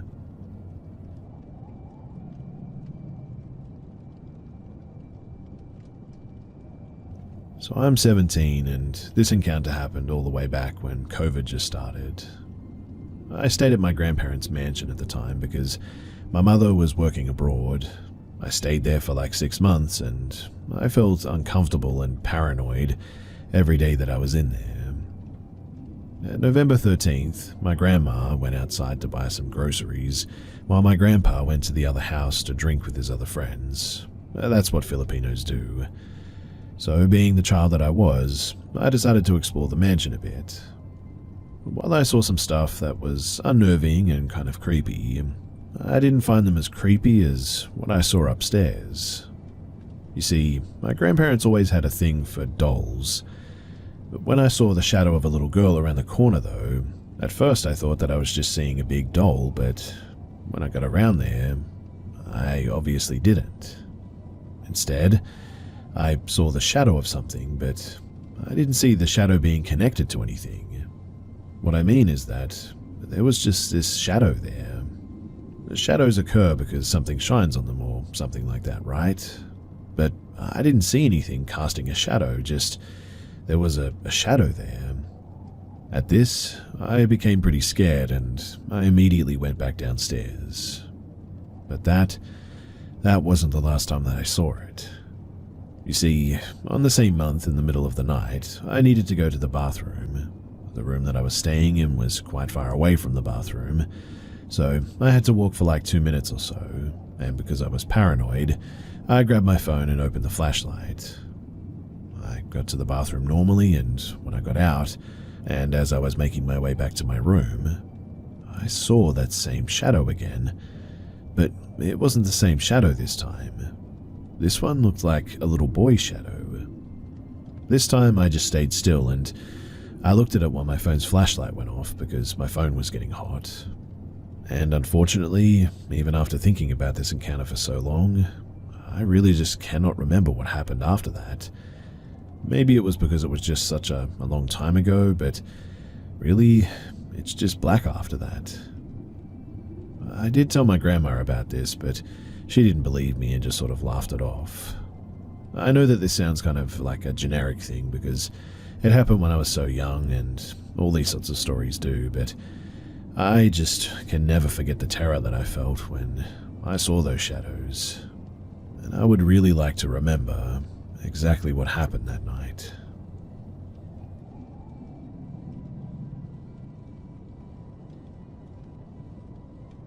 This took place last year at the beginning of summer. I was with my mum, headed down to my nana's farm to visit for a weekend. For some context too, she lives on a farm way back in the country, right at the foot of a mountain in rural SC. It's a very rural, secluded area, so the roads are badly maintained and barely wide enough for two cars to pass one another. The houses are also spread out and set far back into the tree line from the road, so there's very little ambient light besides the headlights of a car. In any case, my mum and I are driving along, her in the driver's seat and me in the passenger. It was around 11 p.m. and we're about 15 minutes out from Nana's, deep in the woods with the radio down almost to silent. We come onto this straight stretch out of the road into a heavily wooded area, and suddenly, this blur of a creature darts out across the road, right at the edge of our headlights. It was moving pretty fast, but both me and my mum were able to get a good look at it, and both agree on what we saw.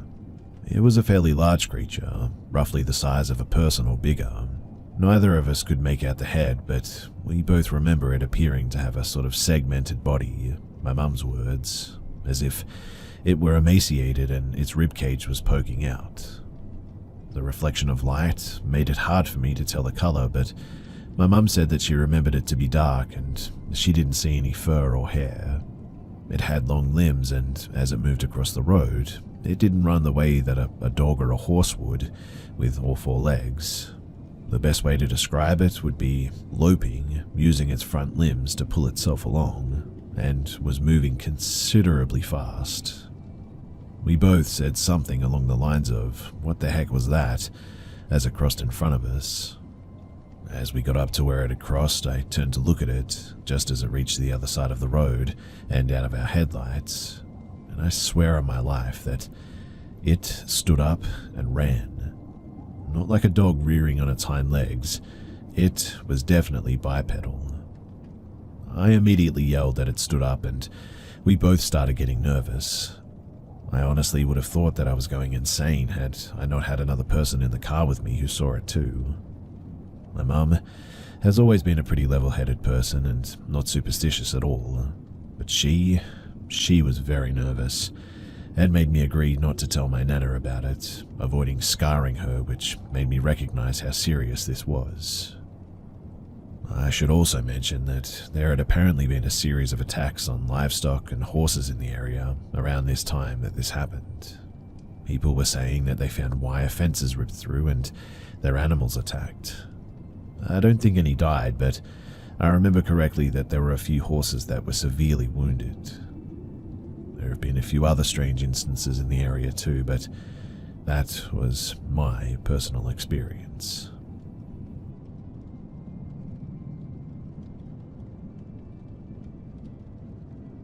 So I've been in my flat for 2 years now.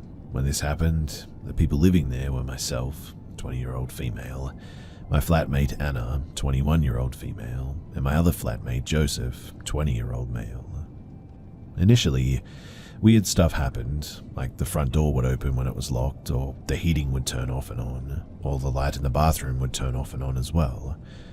But one night, it actually scared the living daylights out of me. So I was asleep, then woke up to what I can only describe as a slender man-looking figure over me, pressing down on me, and yelling at me to unlock my phone. Weird, I know. At first, I couldn't move or scream or anything, so I thought, well, that was a scary dream, and then stayed up the rest of the night just reading, because no way was I about to go back to sleep after that. This happened at around 3 in the morning, and I text my flatmate Anna, "Oh my goodness, the weirdest dream I have to tell you in the morning." The next morning, Anna comes to my room and was like, "You won't believe this, but last night I came out of my room at around 3:30ish and saw this slender man thing holding your doorknob and looking like it was waiting to get into your room." At that, I gasped as I had not told her what had happened last night yet with that figure, but apparently it was the same guy. Obviously, we're questioning life at this point, so I wake up Joseph and I ask him if anything weird has ever happened to him in the flat, and he casually goes, "Oh yeah, sometimes I see like a large figure crouching on top of my wardrobe." So yeah, my flat, it definitely seems to be haunted by this Slender Man guy.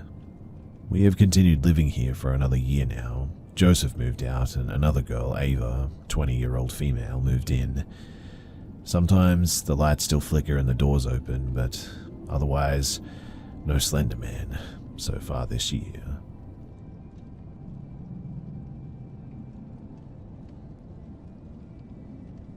So I live in an apartment in Pennsylvania. The building is over 100 years old, and it's right next to a funeral home. I've been here and never had any real strange experiences. That is, up until the last couple of weeks. I should also note that I have a child that lives with me half the time, and the other half she's with her mum.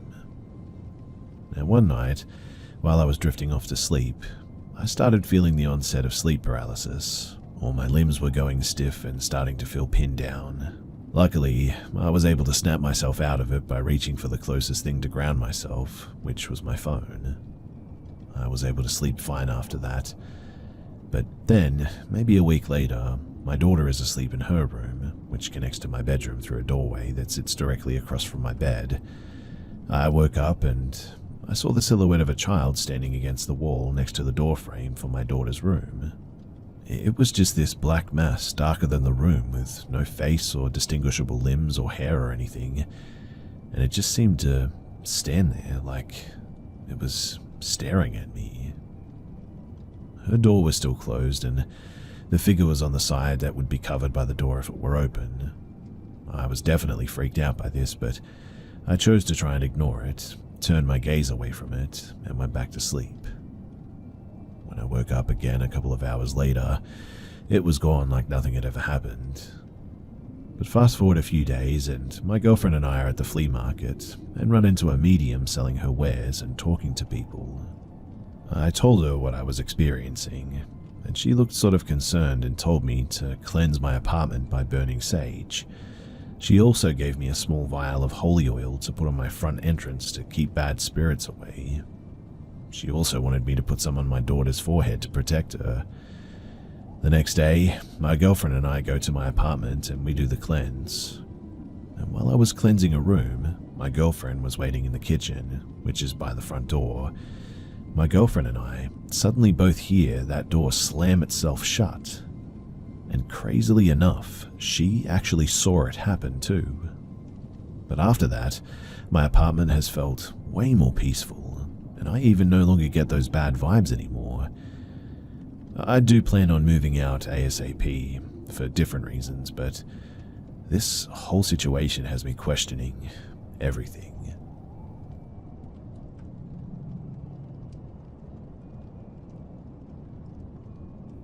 Years ago, my friend and I, being Ouija non-believers, decided to give it a try one day. We just wanted to put it to the test, and I mean, why not, right?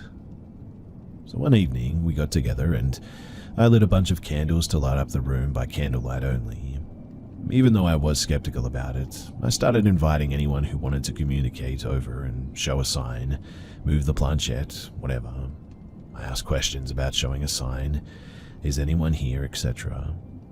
About 20 minutes in on inviting, the planchette with both of our hands on it remained motionless.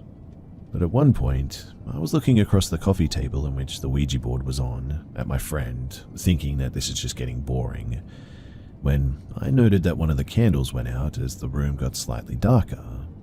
At the same time, I saw my friend's eyes move off to the left of me, and I thought that must be the candle just behind me, which obviously went out. Anyways, another 20 minutes or so and nothing. we decided to call it quits and went through the process of closing the portal as per directions. Afterwards, we were talking and considering maybe trying it again as nothing happened, or so we thought. I went to turn on the living room lamp and started blowing out the candles, noticing the candle that I thought went out was actually still lit. Whatever, but this is where it gets weird. My friend then says, don't forget the candle behind the chair. The chair sat in the corner next to the end table where the candle I thought went out was still lit. And I said, what? I didn't put a candle behind the chair, did you? He said no, but what he saw was a light behind the chair go out, and thought that I had placed a candle behind the chair in a corner. We pulled out the chair looking for a candle, but there was none. There was nothing there, in fact. So then, what caused the light, and when it disappeared, made a distinct difference in the room going dimmer? This was enough for us to stop playing around at this point, as it spooked us, since we really couldn't explain what caused the light behind the chair to go out like that. Enough for both of us to notice, even though I was actually facing away from it. Someone or something showed a sign during the time that this portal was open. We never needed nor wanted to communicate again on that board. I think that I actually ended up giving it away not too long after, or tossed it in the bin or something, but after that, never again.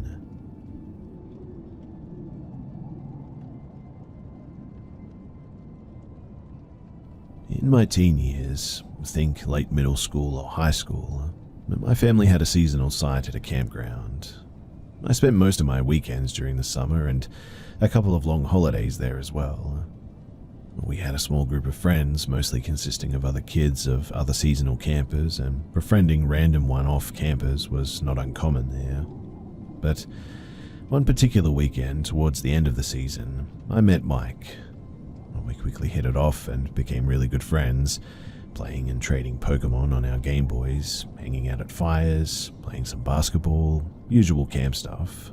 Mike's dad had invited a few family friends for the weekend, including Andrew.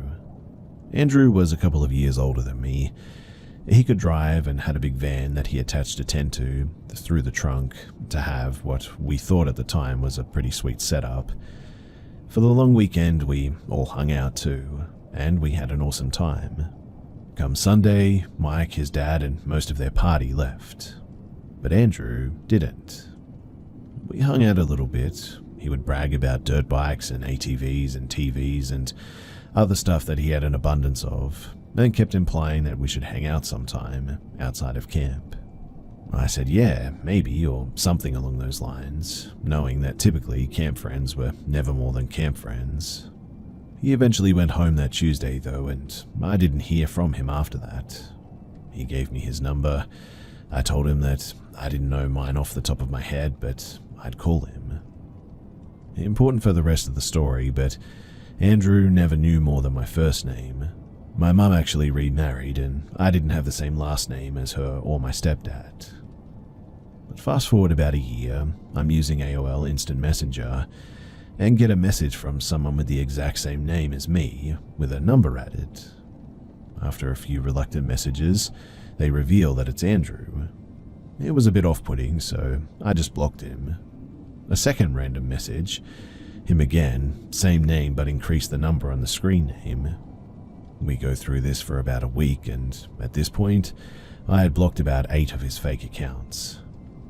It gets so bad that I create a new profile with a different email and am sure to not include any personal information, though I'm still pretty sure the original account had none included anyway. But about 8 or 9 months ago, no word from him. My family is eating dinner and there's a knock at the front door. My mum calls my name and says that apparently I have a friend visiting.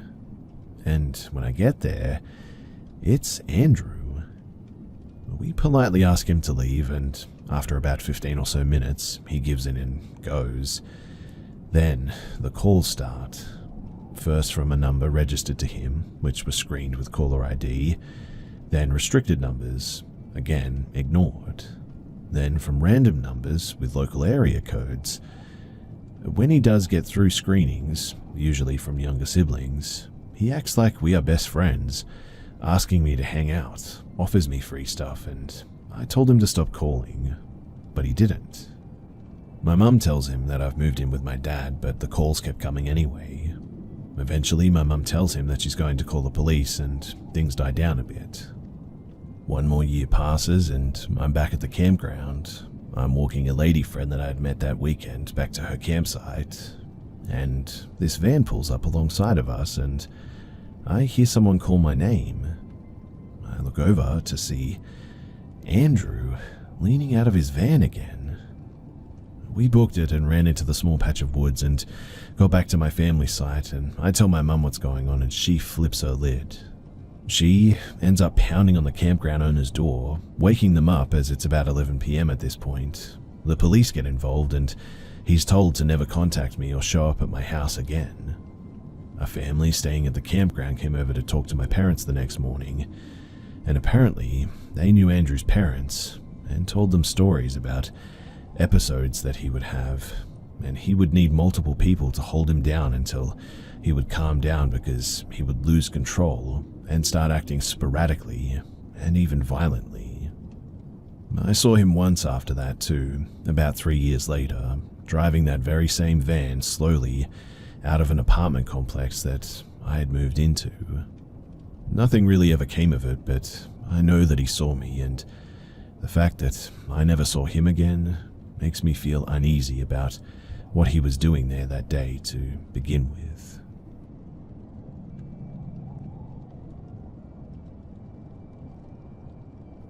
I have lived in this same house for a decade now. The old lady who used to live here died, and her best friend still lives next door, and I'm really not sure how long she has left. But this house, it's always been sort of spooky, I guess. It's always cold, it's really old, and I've had weird experiences for years as well. It's very common for me to hear footsteps, doors opening and closing, my cat staring in random corners. My front door once opened and slammed closed by itself, and my mother saw an apparition of a Victorian lady in the front hallway in the middle of the night. I was also once home alone, showering downstairs, and heard someone aggressively pacing back and forth in my room, and opening or slamming closed my drawers as well. However, after a while, I guess you just get used to it, and you accept the flow of things. For a while, the activity died down, in fact, and things seemed less scary. Plus, I moved away for university, so I got a huge break from the spooky stuff. But now that I'm back, the activity seems to have spiked a bit. You see, a few nights ago, I was having a particularly hard mental health day, up at about 4 a.m. and facing the wall trying to sleep with my back to the door. My radio is always on at low volume and the music was playing, but I suddenly hear the voice of a woman behind me, almost groaning. It sounded like she was letting out all the air out of her lungs, almost wheezing. Obviously, I freaked out at that, and when I looked, there was no one. Yesterday, I was FaceTiming my boyfriend, and I hear footsteps in my house again, which I haven't heard in months. Distinct paces up the stairs, shuffling on the floorboards. I was genuinely scared and even thought that it was an intruder, but no, there was no one. I am scared that perhaps I'm manifesting some serious mental health issues. I've never heard a woman before in this house, and the wheezing was so clear that it was frightening. I don't want to sound dramatic, but I'm so scared of losing my sanity, and I don't know, perhaps I am, but my house has always been spooky, and this sudden spike has no explanation. I'm going to try and smudge the house with some herbs that I gathered to feel a little safer, so do wish me luck.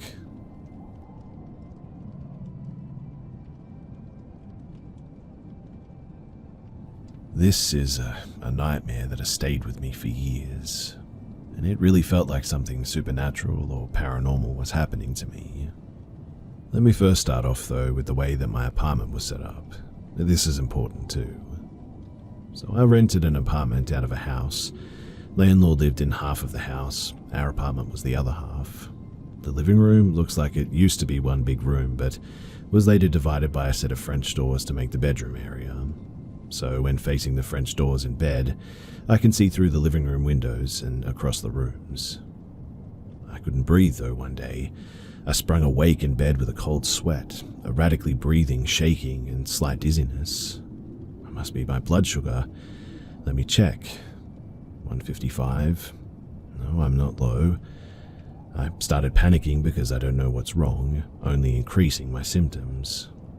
I decided to go into the bathroom and splash my face with some water and use a washcloth to dry up. I hung it on the towel rack and I made my way back to the bedroom.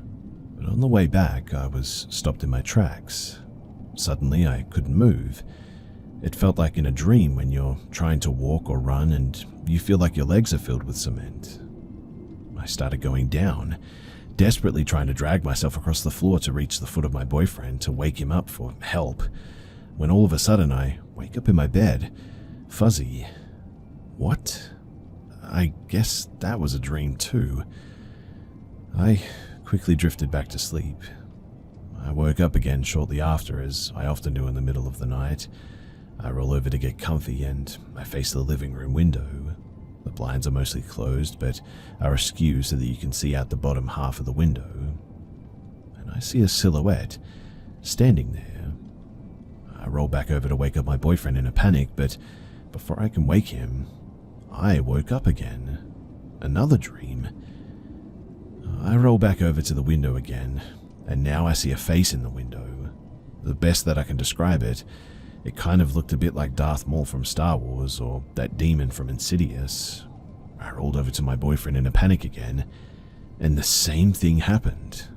Before I can wake him up, I wake up from a dream, or so I thought. I rolled over to the window side again, and now it's in the living room.